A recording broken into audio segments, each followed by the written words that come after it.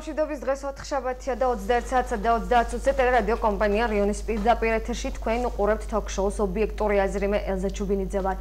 პრეზიდენტი პარლამენტის შეთავაზებას ელოდება გიორგი მარგველაშვილს სურს საყოველთაო განხილვაში გაცილებით აქტიურად ჩაერთოს. ოპოზიცია კი პლებისციტის ჩატარებას ითხოვს საკონსტიტუციო ცვლილებებთან დაკავშირებით.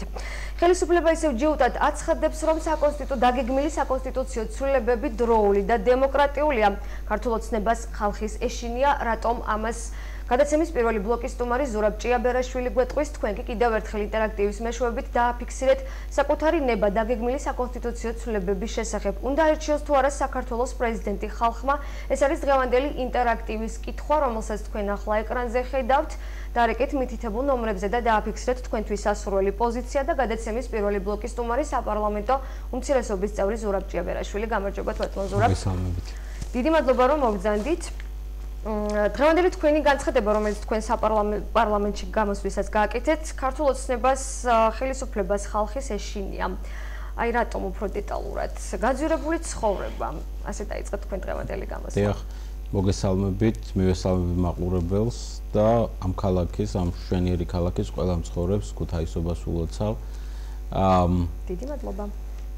ნამდვილად ჩვენ იმდენად გაუძვირდა ჩვენს მოქალაქეებს ცხოვრება და აგერ დღეს უკვე კახი კალაძემ დაგვიანონსა ის რომ გაზის ტარიფით შეიძლება გაიზარდოს, რომ ძალიან დიდი ალბათობით სამწუხაროდ მოიმატებს და ამას შეგვიძლია მოგვიანებით შევეხოთ და ისე გაძვირდა ცხოვრება, ისე მოიკლოს შემოსავალმა, იმდენად აწუხებს ჩვენს მოქალაქეებს უმუშევრობა, რომ ბუნებრივია ამ ფონზე ხელისუფლება ზოგადად არაპოპულარულია და ბუნებრივია მისი ნაბიჯები, რომელიც თავისთავად არ მოგწონს, თავისთავად უსამართლოა, კიდევ უფრო არაპოპულარული ჩანს და ამიტომ ბუნებრივია აქედან გამომდინარეობდა ის, რომ მე დღეს პირდაპირ უთხარი საპარლამენტო დიახ ჩამოვშალოთ რადგან გეტყვით საპარლამენტო უმრავლესობას პირდაპირ უთხარი რომ თქვენ ხალხის გეშინიათ მეთქი.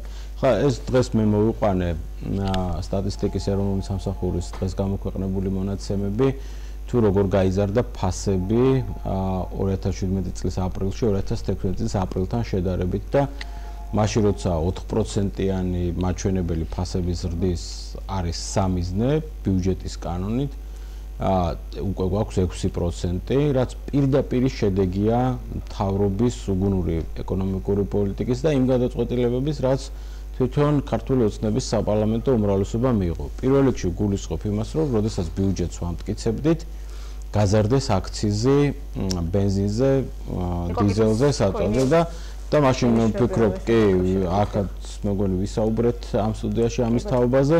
მაშინვე მარტო ჩვენ კი არა, ეროვნულმა ბანკმა პირდაპირ გააფრთხილა მთავრობა, რომ ეს აუცილებლად გამოიწვევს საწვავზე ფასების დას და ეს კიდე ჯაჭურად გადაეცემა ფასებს პროდუქციაზე და აი დღეს რას ვხედავთ, რომ ჩავშალოთ ტარიფით და ჯაჭურად რა აბსოლუტურად დღეს რომ ჩავშალოთ სურსათი რო ავიღოთ არის 7.6%-ით გაზრდილი ზოგადად სასურსათო კალათა და ძალიან ბევრ რამეზე ბოსტნეულს აიღებთ, რძის პროდუქტს აიღებთ, ზეთს-ცხიმს აიღებთ, ტკბილეულს აიღებთ, ჩაქარსა, ნებისმიერ რამეზე ფასები მომატებული არის.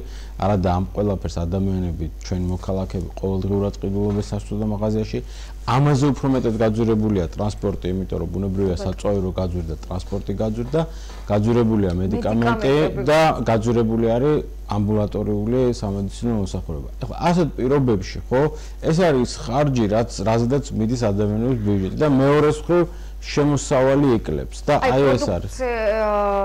თქვენთვისაც და ალბათ მოსახლეობისთვის არის ცნობილი, რომ ხელისუფლების ბევრი წარმომადგენელი ამბობს, რომ არ არის საგანგაშო ზრდა, ისე რომ დაიწყოს ზენების. ეხლა მეც პარლამენტარი ვარ და პირდაპირ გეტყვით, რომ შეიძლება პარლამენტარისთვის, მინისტრისთვის, სამინისტროში დეპარტამენტის ხელმძღვანელის მინისტრის მოადგილისთვის შეიძლება არსებითი არ იყოს 1 და 2 ლარი, მაგრამ როდესაც პენსიას აგერ უკვე მეორე წელიწადია თუ მესამე წელიწადია ვერ ზრდის ხელისუფლება 2015 წელს ბოლოს გაიზარდა 20 ლარით, ისიც როდესაც ჩვენ ჩავატარეთ აქტიური კამპანია, რომ პენსია გაზიარიყო. როცა პენსია არ იზრდება და ამ დროს 100 არის გაზრდილი მედიკამენტი, ხო? ჩვენ როგორ შეიძლება ვილაპარაკოთ იმას? თქვენ აღნიშნეთ, რომ არ ველოდებოდით თუნდაც ამ ხალხს. მე თვითონ ასეთ ეხლა არ ველოდებოდი, კი ხედავდი რომ მაგალითად იანვარში, თებერვალში, მარტში 5%-თან ახლოს იყო, მაგრამ 6% კიდევ უფრო საგანგაშოა. ეხლა რატო? იმიტომ რომ ჯერ ერთი, როდესაც ასეთი მაღალი ინფლაციაა, თვითონ ბიზნესიც ძალიან შეშფოთებით აადევნებს ამას თვალს და ბიზნეს აქტივობამ შეიძლება ამის გამო ისედაც მოიკლოს და მეორე არ უნდა დაგვაუწეს რომ ინფლაციის მოსათოკად ასე ვთქვათ ეროვნულმა ბანკმა ეხლა გაზარდა რეფინანსირების განაკვეთი რაც ჩვენ მაყურებლისთვის რომ გასაგები იყოს ნიშნავს იმას რომ ვთქვათ სესხები გაძვირდება. სესხი გაძვირდა, ესე იგი ბიზნესმა რაღაცა დაიწყოს და ისე ვთქვათ, თავის პატარა მაღაზია მაინც გააფართოს, სესხი უნდა იყოს. სესხი თუ გაძვირდა, ესე იგი უფრო ნაკლები ადამიანი აიღებს და ჩადებს ბიზნესში, ხო? ეკონომიკურ დაზე უარყოფით დასწავლეს ამ დროს ამობთ რომ სამუშაო ადგილები სწორედ ბიზნესმა უნდა შექმნას, განსაკუთრებით მცირე და საშუალო ბიზნესმა და რა ხდება ამ დროს? უმუშევრობა რაც ყველაზე მეტად აწუხებს ჩვენს მოქალაქეებს და აქვე ვიტყვი მე დღეს რაც ვუთხარი ჩემს კოლეგებს ქართული ოცნებიდან ვუთხარი რომ თქვენ აუცილებლად მოგიწევთ მე მათ ვუთხარი და მათ ნამდვილად მოუწევთ იმ ნაბიჯების გადადგმას რასაც ჩვენ ვეუბნებით რომ უნდა გადადგან. ეს არის გადასახადების შემცირება და ეს არის გრძელვადიანი პროგნოზის გათვლით დადებითად შეაფასეს იცით თქვენს აღნიშნეს კიდეც ეკონომიკური გუნდი აღნიშნავდა რომ ეს იყო დადებით გათვლილი გრძელვადიან პროგნოზი რაც დადებით შედეგებს გამოიწვევდა იგივე გადასახადების ზრდა. ანუ არ ამართლებს რა თქმა უნდა არ ამართლებს ეხლა მაგალითად აი საწვავზე უყურეთ საწვავზე რომ ზრდიდნენ აქციის რაც განპირობებული იყო იმით რომ ბიუჯეტში უნდათ მეტი შემოსავლები ყალბად გვეუბნებოდა ქართული ოცნება რომ ამას ვაკეთებთ იმიტომ რომ აი გარემოზე ვზრუნავთ და მე ეხლა აი ბენზინზე და დიზელზე გამოვითხოვე მონაცემები და ნახოთ ეხლა მაგალითად სექტემბრიდან დღემდე როგორ შეიცვალა მოხმარება ხო ვინც ასხავდა 95-დან 98 და მეტი ოქტანობის თქვათ ბენზინს ის გადავიდა 95-ზე და ნაკლები ოქტანობის ბენზინზე ეს რას ნიშნავს რომ პრაქტიკულად ვეღარ გაწვდა ჯიბე ადამიანები გარემოს მეძიანს ვაყენებთ ხო იმიტომ რომ უფრო ნაკლები ოქტანობის საწვავსად თუ გარემოზე ზრუნავდნენ ამ შედეგის გათვლა რა რომ ადამიანები ვერ გაძვირებულ საწვავს ვეღარ იყიდნენ იძულებული არიან რომ არ გაიზარდა შემოსავალი თავარი ამოცანა ხო რა იყო რომ მეტი შემოსავალი მიიღოთ ბიუჯეტში მთავრობას და ჩინოვნიკებს ქონოდათ მეტი ფული საკუთარი კეთილდღეობისთვის და თვითონ განსაკარგად მაშინ როცა ჩვენ სულ ვეუბნებით რომ დავწიოთ გადასახადები, მთავრობამ ნაკლები ფული განკარგოს, იმიტომ რომ ყველაზე 12 წლის შემდეგ ნაკლებ პრემიებს იღებს და დღეს კიდევ ხელისუფლება ზოგადად აი ვოლსკიმ თქვენ მოკვლეგამ დღეს კიდევ ერთხელ გააკეთა. ესე იგი, აქ უკვე ისევ რიცხვები უნდა მოვიშველიოთ 2012 წელთან შედარებით 500 მილიონზე მეტით არის გაზრდილი ართლიანად ანაზღაურება, შრომითი ანაზღაურება აქ შედის ხელფასების, პრემიების, დანამატების. პრემიებზე რო ამბავიათ და გადაარქვეს დანამატი, ეხლა რა მოიმატა და ეხლა მიიღო მთავრობამ რამდენიმე დღის წინ დადგენილება საკლასო ჩინების შესახებ, არ ვიცი ნახეთ თუ არა და ესეც რასია გათვლილი რომ ამ ყველაფრით გაამართლონ როგორ უნდა გასცენ პრემიები და დანამატები. ეს იმ პირობებში, როდესაც ხალხი ძალიან ბუნებრივად ამბობს, რომ მთავრობის ვალდებულება არის რომ მოიკლოს თვითონ ხალხს მისცეს მეტი და ამ დროს ხდება პირიქით ხალხი სულ უფრო მეტად ღარიბდება და მთავრობას მიაქვს მეტი დონე და ქონა. ხელისუფლება არ აღიარებს სწორედ ამას რომ მოსახლეობა ღარიბდება. მე პირდაპირ გეტყვით რომ მოსახლეობის ძალიან დიდი ნაწილი საპირისპირო განცხადებას აკეთებს. მე გეტყვით ჯერ ერთი აი ჩვენ ხოლმე რაღაც სანდოკლევები ავიღოთ და გაეროს მანქანა არის უკაცრავად შეგაწყვეტინეთ ბარემ დავასრულოთ. მანქანებმა მოიმატა რაც იგივე ქუთაისში აი ჩვენს გადაცემებშიც საუბრობენ ამასთან დაკავშირებით. რაც იმაზე მეტყველებს რომ პირიქით გაჩნდა მოსახლეობა. მე ვფიქრობ რომ მოქალაქეებს ზოგადად არ უნდა დავაყვედროთ ის რომ ადამიანმა ვიღაცამ მაცივარი იყიდა და ვიღაცამ თუნდაც 15 წლის Opel Vectra იმისათვის რომ თქვათ ან იტაქსაოს ან რაღაცა ერთი ადგილ საბითუმო ბაზარიდან რაღაცა პატარა იმაში თავის მაღაზიაში გადაიტანოს ხო ეს ადამიანებს არ უნდა დავაყვედოთ პირიქით უნდა გაგვიხარდეს თუ ადამიანები იყიდა პრობლემა სხვა რაღაცაშია რომ სინამდვილეში ადამიანები ვეღარც იძენენ ბევრს ვერაფერს იმიტომ რომ დღევანდელი შემოსავალი მიდის რაზე ეს არის კვება ეს არის კრედიტის გასტუმრება მედიკამენტი მართალია და პრაქტიკულად აღარაფერი არ რჩება ხო ეხლა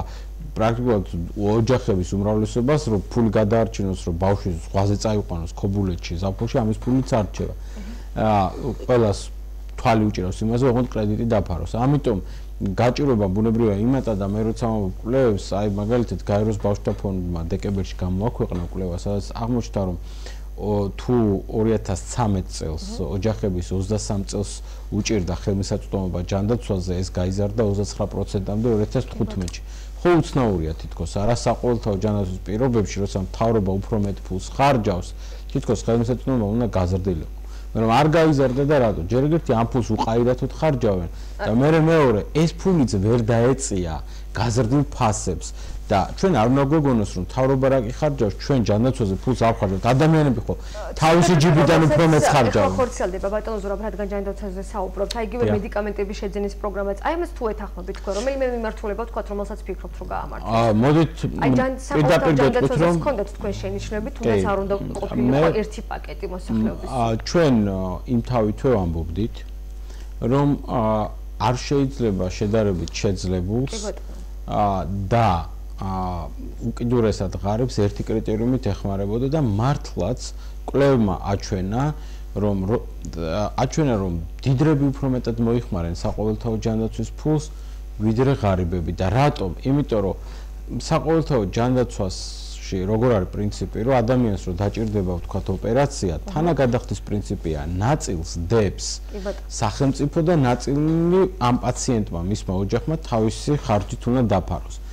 ეხლა შედარებით შეძლებულს დღეს დიდრები პრაქტიკულად თითზე ჩამოსასვლელია ამ ქვეყანაში, ბიძინა ივანიშვილი ვიცით რომ მილიარდებია.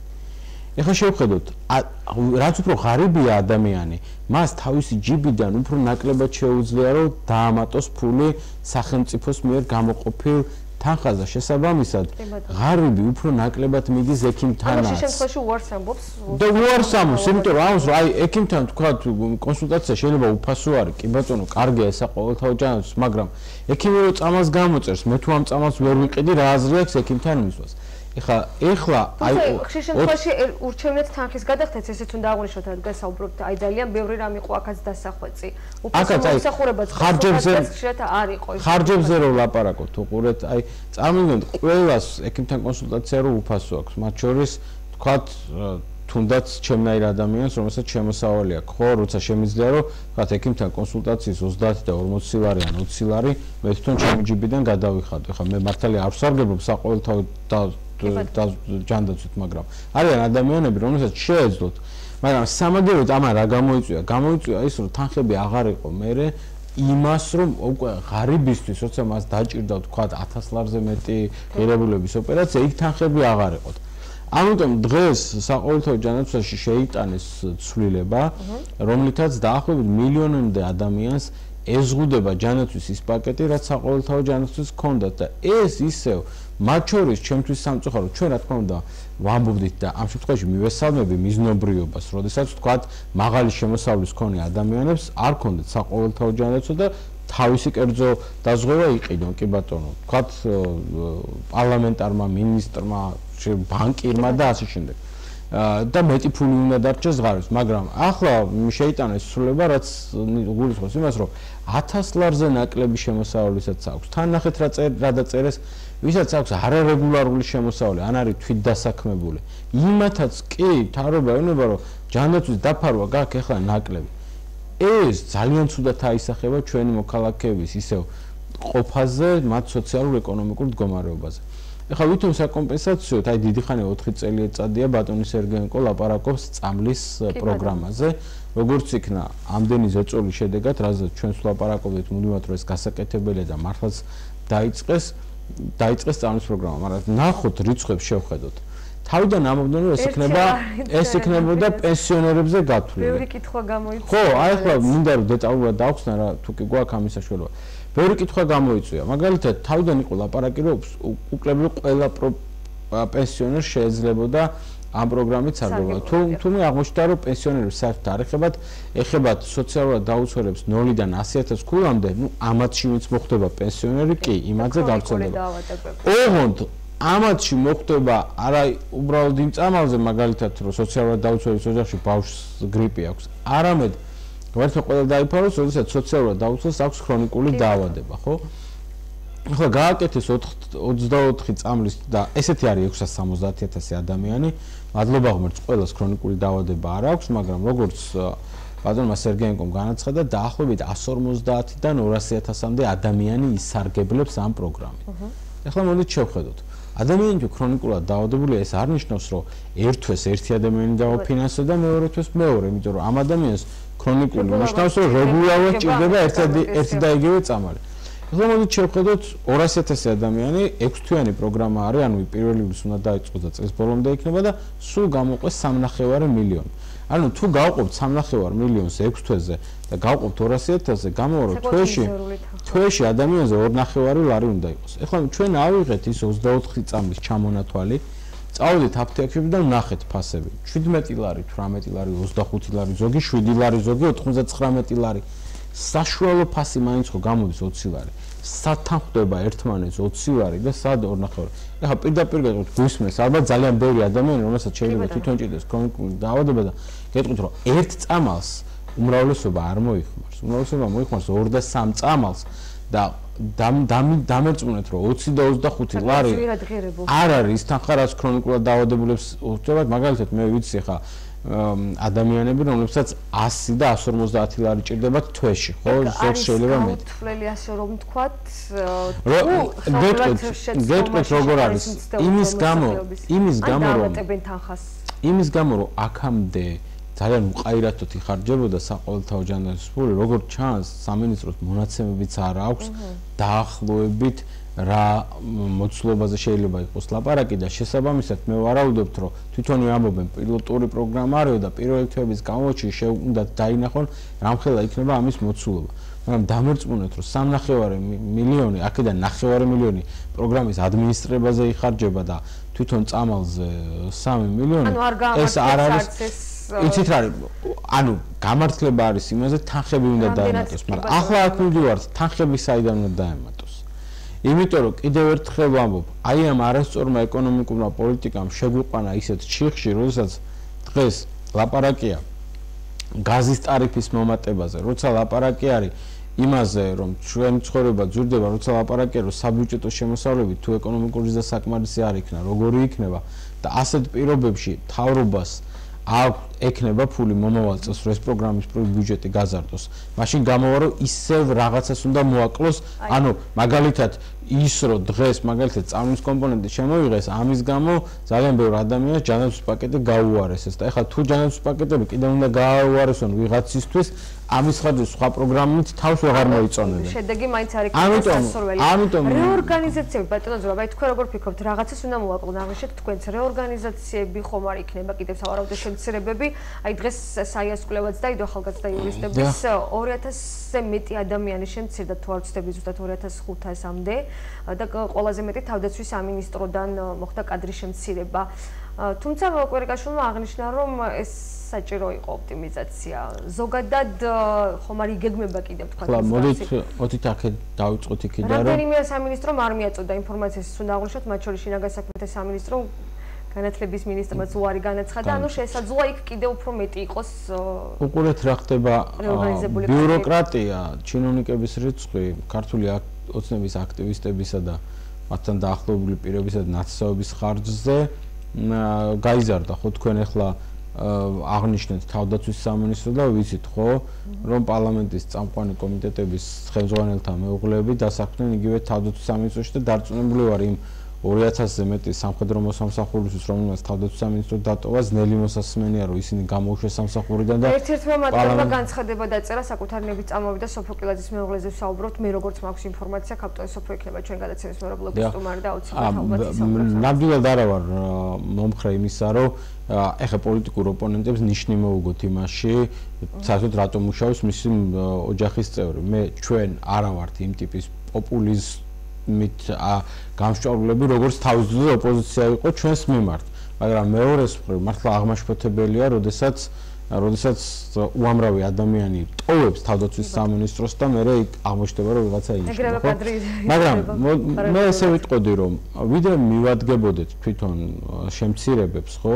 აი მარტივ რაღაცას გეტყვით, გამოაცხადეს დედოლარიზაციის პროექტი, 65 მილიონი ჩადეს ამისთვის. და საიდანაც 13 მილიონი იქნა გამოყენებული. აი ეს 52 მილიონი ხო მაინც დარჩა, ხო? ეხლა როდესაც მე პარლამენტის კომიტეტებში გამქონდა ჩვენი ევროპული საქართველოს ეკონომიკური ინიციატივები. მაგალითად იმის თაობაზე რომ მცირე ბიზნესებს გავრცელდეს ის შეღავათები, რაც მიკრობიზნესია, რომ არ დაიბეგროს, რომ მაგალითად DGG-ი არ დაიბეგროს წლიური ბრუნა თუ ეხა 100.000 და არ იბეგრება DGG-ი, არ დაიბეგროს 200.000-მდე წლიური ბრუნის ბიზნესი, ხო?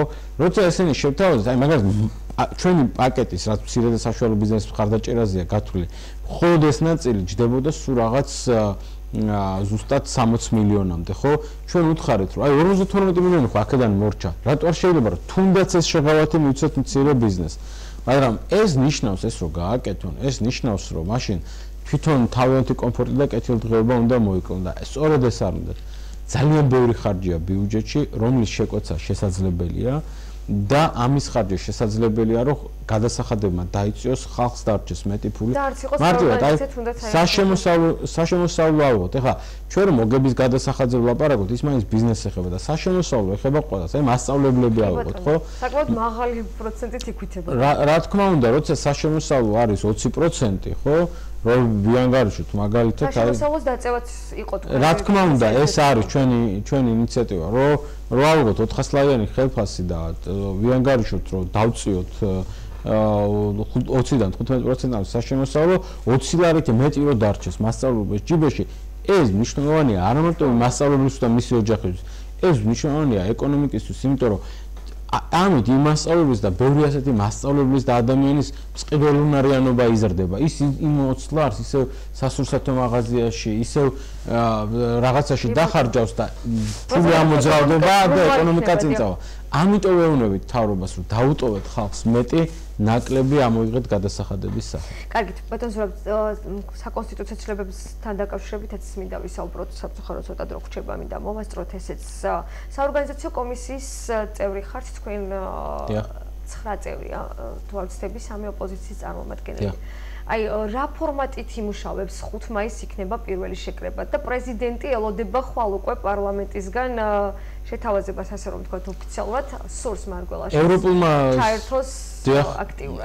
პირველ რიგში ვიტყოდი, რომ ევროპული საქართველოს ჩვენი მიდგომა იმ თავითვე იყო, პლებისციტი ჰქონდა და თქვით, რომ ჩვენ უნდა ვკითხოთ ხალხს აზრი. ეს არის, როცა ხალხს ართმევ უფლებას აირჩიოს თვითონ პრეზიდენტი, როცა საპარლამენტო არჩევნებს აპირებს ჩაატაროს სისტემით, როდესაც ყველა გამონაწილებელი მანდატი მიდის, ხო, გამარჯვებიდან და ასეთი კი არ შევადარეთ, მართლა ესე იყო.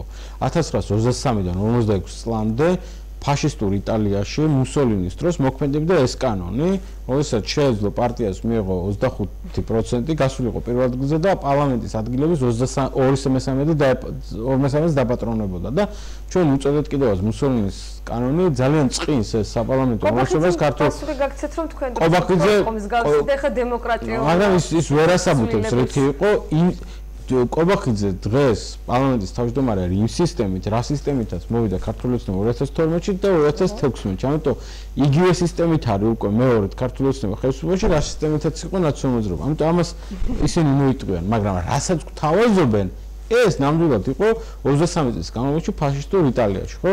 წარმოუდგენელია, რო ლაპარაკობენ ევროპაში არის ესეთი მოდელიო, ყველას ეგონა რომ დღევანდელ ევროპაზე იყო ლაპარაკი და ლაპარაკი ყოფილა ფაშისტურ იტალიაზე. ეხლა უყურეთ, როცა ხალხს ამ უფლებას ართმევენ, ჩვენ ევროპულმა საქართველოს თავითვე თქვით, რომ ჩავატაროთ სახალხო გამოკითხვა პლებისციტი, როცა ადამიანები მიდიან საარჩევნო ყუთთან და თვითონ ხაზავენ კონკრეტულად როგორი ნორმა უნდა ჩაიდოს ამ მიმართულებით. პრეზიდენტის არჩევა და არჩევნები, საპარლამენტო არჩევნები კონსტიტუციაში. ამასთან ამავდროულად ჩვენ ვთქვით, რომ პლებისციტი არის ჩვენი მთავარი, ჩვენ ამის გამო ხელმოწერებს ვაგროვთ, მაგრამ იმავდროულად ჩვენ ვთქვით, რომ აბსოლუტურად ყველა ღონისძიებაში, ყველა ფორმატში, ყველა შეხვედრაში მივიღეთ მონაწილეობას, რომ ისე და ისევ კარგად აუხსნათ ხალხს. ეს გულისხმობს, რომ ოპოზიციური პარტიები გააკეთებენ შეხვედრებს, ჩვენ იქ მონაწილეობთ და მონაწილეობას მივიღებთ. პრეზიდენტი ჩაატარებს, ატარებდა და ჩაატარებს შეხვედრებს, ჩვენ მონაწილეობთ და მონაწილეობას მივიღებთ. საკონსტიტუციო კომისიის ოფიციალურ შეხვედრებში ჩვენ არ დავტოვებთ ქართულ წოდნებას, მარტო რომ შეკრებოს თავის 50 კაცი და გამოაცხადოს სახალხო შეკრება. ჩვენ იქაც მივიღებთ და იქაც აუხსნით ხალხს. რა თქმა უნდა, ესეც უნდა იყოს მოსახლეობის ინტერაქტივის კითხვა ვნახოთ შედეგები. ჩვენ გადაცემის მომდევნო ბლოგში გამოკითხვაც, რომელიც სწორედ ამ კითხვით ჩაწერა დღეს ჩვენმა გადამღებმა ჯგუფმა და თითქმის ყველა გამოკითხულმა დაახლოებით 20 პასუხი გვაქვს ამ ეტაპზე, რამდენადაც სწორად მახსოვს. თქვა რომ ხალხმა უნდა აირჩიოს და პრეზიდენტის არჩევა უნდა მოხდეს პირდაპირ წესით, რაც შეეხება ინტერაქტივის შედეგებს.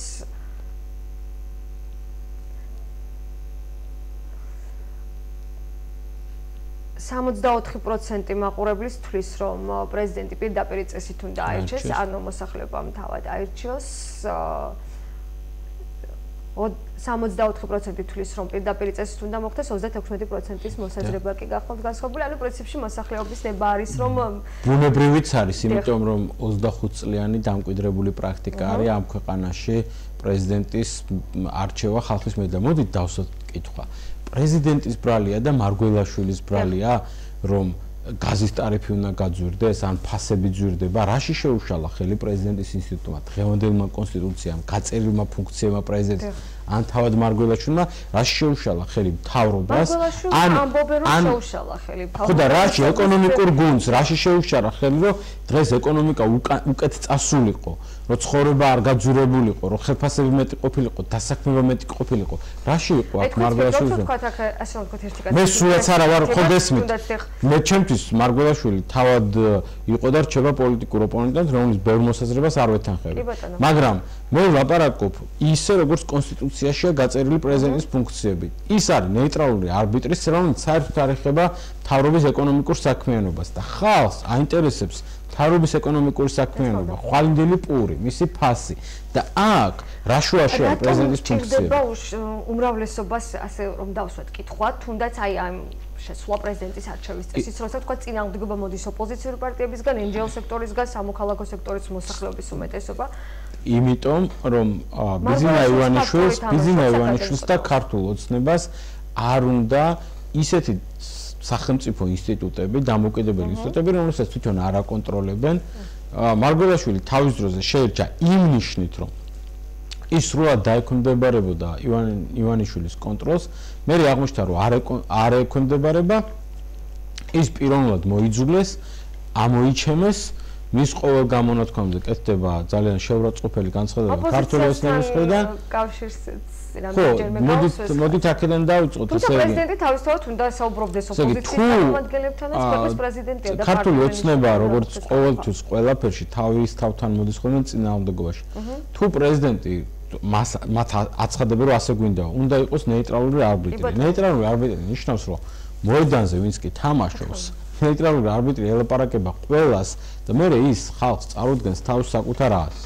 ამიტომ, როდესაც პრეზიდენტი ხვდება ექსპერტებს, როცა პრეზიდენტი ხვდება ჟურნალისტებს, როცა პრეზიდენტი ხვდება არასამთავრობო ორგანიზაციებს, პოლიტიკურ პარტიებს, ეს მისი ახირება კი არ არის, ეს მისი მოვალეობა არის, რომ საერთო აზრი შეაჯეროს, ხალხს შეხვდეს და გამოიტანოს. პირიქით, მე ვიტყოდი, რომ მარგველაშვილს თუ რამეში გავაკრიტიკებდი იმაში, რომ არასაკმარისი არის მისი აქტიურობა. პირიქით, ის უფრო აქტიური უნდა იყოს ხალხთან კონტაქტის თვალსაზრისით და ძალიან არც უნდა იყოს გასაზღვრა უმრავლესობა. არა, პირიქით, პრეზიდენტი უნდა იყოს ძალიან აქტიური და პრეზიდენტი უნდა იყოს ის, ვის ყველაზე აქტიურად გაახმოვანებდა ხალხის იმ პრობლემებს, რაც ამ საყოველთაო გაჭიროებაშია, იმ უმუშევრობას, დასაქმების პრობლემას, ფასების ზრდას. უმრავლესობას ახლა სურს, რომ პრეზიდენტი ჩაერთოს მათთან ერთად აი ამ სახალხო განხილვაში, თქვენ როგორ ფიქრობთ? არ ვიცი, თქვენ გაყოლებათ სტუდიაში უმრავლესობის წარმომადგენელი და ის მოგახსენებთ, მე მათ განწყობებზე ვერ გავაკეთებ ვერანაირ კომენტარს, ვერ ვიმარჩიელებ, მაგრამ ერთი რამე შემიძლია თქვა, რომ თუ ქართულ ოცნებას უნდა რომ გააჩინოს გზა რაიმე კონსენსუსისკენ, ერთი რომ მათ უნდა შეცვალონ ასეთი უგუნური საკონსტიტუციო ცვლილებები, მეორე რომ დაანებონ თავი ყველას და ყველაფრის ლანძღვას და რა თქმა უნდა პრეზიდენტიც უნდა დაპატიჟონ ასეთ განხილვებში, რაცა ხალხს კონდეს შესაძლებლობა მოусმინოს ყველა მხარეს, მოусმინოს ყველა არგუმენტი, მათ შორის რატო ქონდა თავის დროზე ბენიტო მუსოლინის ფაშისტურ იტალიაში ასეთი მახინჯი საარჩევნო სისტემა და შესაბამისად ბუნებრივია და შესაბამისად მე ხალხი გააკეთებს დასკვნას. ხალხს აქამდე ყოველთვის გაუკეთებია ძალიან სწორი დასკვნა, სწორი არჩევანი და დარწმუნებული ვარ გააკეთებს. აი ძალიან მოკლედ ბოლო კითხვა მოსამართლეების უვადოდ არჩევის წესი ლევან მოროსიძის შესახებ ძალიან დიდი ხმაურია. თქვენ როგორ ფიქრობთ? აი პირადად თქვენი მოსაზრება ეთანხმებით უვადოდ გადანიშნვას დანიშნვას მოსამართლეების? მე თუნდაც ლევან მოროსიძის ფაქტორის გამორიცხვით. მე დღეს არსებულ აბსოლუტურად საგანგაშო, სამარცხვინო სიტუაციაზე, რაც სასამართლო ხელისუფლებაში, რომელიც უბრალოდ პოლიტიკური დაკვეთების შემსრულებელი კი არ არის და ეს პრობლემა ობიექტურები უნდა ვიყოთ, ადრეც არსებობდა. კი ბატონო.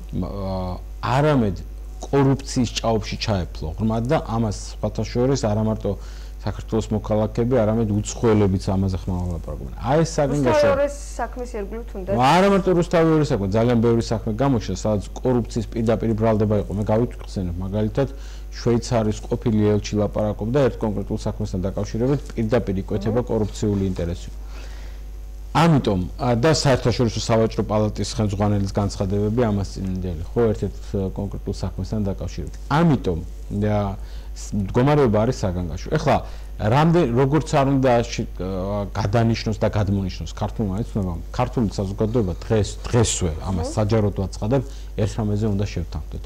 როგორც კი დასრულდება ბიზნა ივანიშვილის მმართველობა და მე იმედი მაქვს, რომ რაც შეიძლება მოხდება ეს მალე კონსტიტუციურ ვადებში და ისე უმტკივნეულოდ, რომ ხალხმა ნაკლები ზარალი მიიღოს, პირველი რაც არის გასაკეთებელი, ეს არის სასამართლო რეფორმა, რომელიც დასაწყები იქნება აბსოლუტურად ნოლიდან. დავიწყოთ ეს პირველი ტალღა, მეორე ტალღა, მეათე ტალღა და ეს უგუნურება, რაც ხდება ქართული ოცნების პირობებში. იქნება ნოლიდან ასაწყობი, იმიტომ რომ ჩვენ სახელმწიფოდ ვერ ჩამოყალიბდებით და ვერ შევდგებით და ბიზნესი და ეკონომიკა ვერ გაიზრდება და მოქალაქეების შემოსავლები ვერ გაიზრდება თუ არ გვექნა ფუნდამენტი. ეს არის სასამართლო. აი იუსტიციის უმაღლესი საბჭო ითხოვს დახმარებას პოზიტიური ტენდენციების გაშუქება შეციტირებას ვახდენ სასამართლო სისტემაში არსებული პოზიტიური ტენდენციების გაშუქებაში დაგვეხმარეთო მოროსიძემ გააკეთა ეს განცხადება.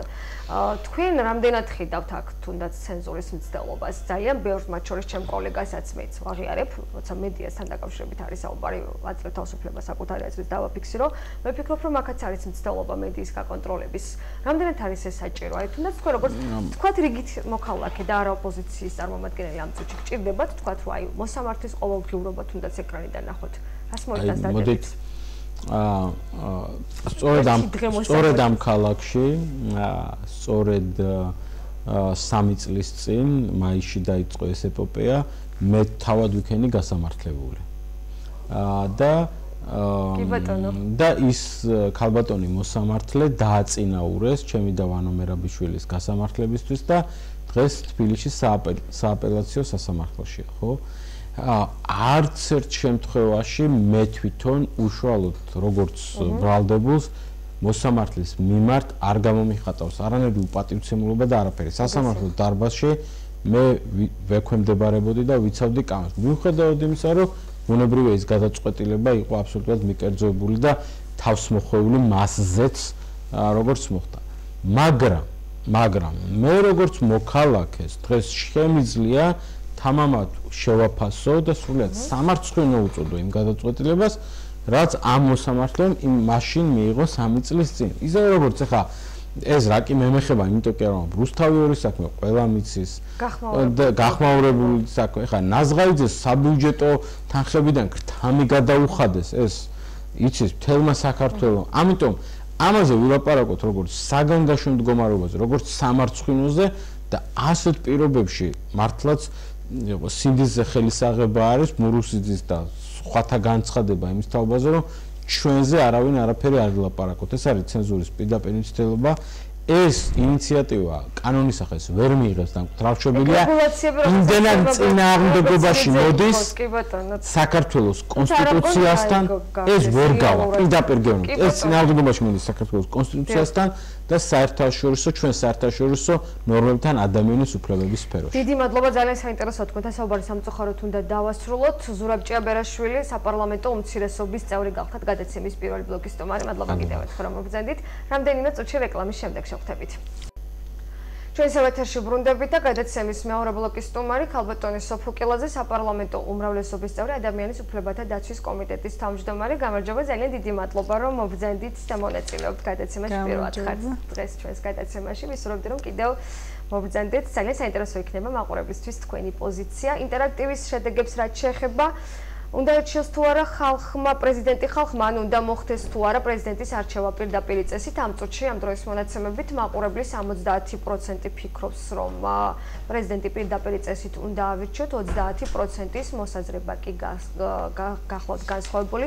ქართულ სოფო ამ თემით დავიწყოთ თქვენთან საუბარი. საკონსტიტუციო ცვლილებები, დაგეგმილი ცვლილებები, რომელიც საყოველთაო განხილვა იწყება, საორგანიზაციო კომისიაც უკვე არის ჩამოყალიბებული, 5 მაისს იქნება პირველი შეხვედრა ქუთაისში. პირადად თქვენი მოსაზრებაც მაინტერესებს და ზოგადად როგორ ხედავთ აი ცვლილებები, რომელიც ამ წუთში იგეგმება პრეზიდენტის არჩევის წესი და საარჩევნო სისტემა ზოგადად განსაკუთრებით ხმაურია იმ თემები, მათ შორის ქუთაისის და პარლამენტის აუცილებლად ამ საკითხთან დაკავშირებითაც მოვისმენთ თქვენ მოსაზრებას. პრეზიდენტის არჩევის წესით დავიწყოთ, თქვენ რომელ მოდელს ეთანხმებით? მოგესალმებით კიდევ ერთხელ, მივესალმებით თქვენს მაყურებელს, პირველ რიგში გილოცავთ ქუთაისობას. მეც გილოცავთ თქვენ.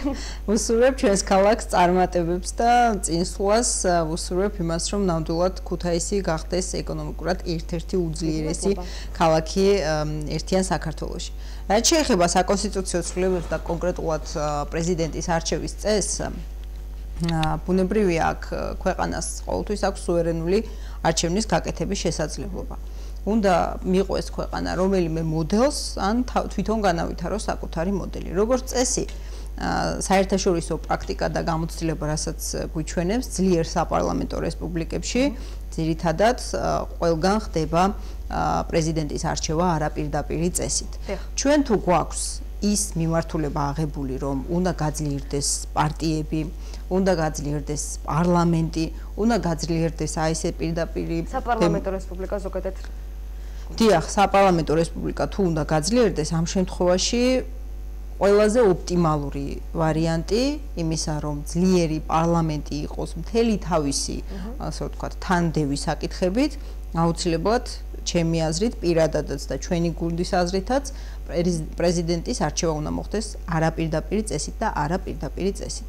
ბუნებრივია, შესაძლებელია თეორიულად დაუშვათ ის, რომ პრეზიდენტი აერჩიეს პირდაპირი წესით, მაგრამ ამას აქვს თავისი სხვა გვერდითი. აი, რა გვერდითი ეს მინდა სწორად კითხოთ, თუნდაც საპარლამენტო რესპუბლიკის, ძლიერი საპარლამენტო რესპუბლიკის არსებობის შემთხვევაში პრეზიდენტის პირდაპირი წესით არჩევამ რა ნეგატიური გავლენები შეიძლება იქონოს? ან რა ისეთი მნიშვნელობა შეიძლება მიეცეს, თუ კითხოთ მოსახლეობის უმეტესობას სურს, რომ აერჩიოს პირდაპირი წესით პრეზიდენტი?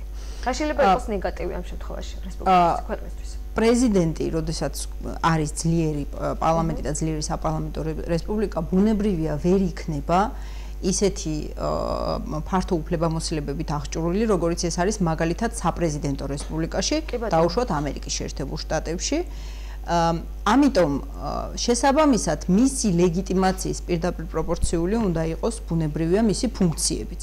თუ პრეზიდენტი გვეყოლება, ასე ვთქვათ, ლეგიტიმური პირდაპირი წესით და მას ექნება ესეთ მართლაც ძალიან დიდი ნდობა მოსახლეობის დიდი ნაწილის მხრიდან, მას უნდა კონდეს ფართო უფლებამოსილებებიც. ეს არის ეს პროპორცია უნდა იყოს დაცული. მაშინ როდესაც პრეზიდენტს არა აქვს და თუ თანხმდებით იმაზე, რომ საპარლამენტო რესპუბლიკას ვაძლიერებთ, პრეზიდენტს არა აქვს, ესე ვთქვათ, ფართო უფლებამოსილებები, კი ბატონო, ამ შემთხვევაში ბუნებრივია ის თანხები არ უნდა იქნას დახარჯული, ის დრო არ უნდა იქნას დახარჯული.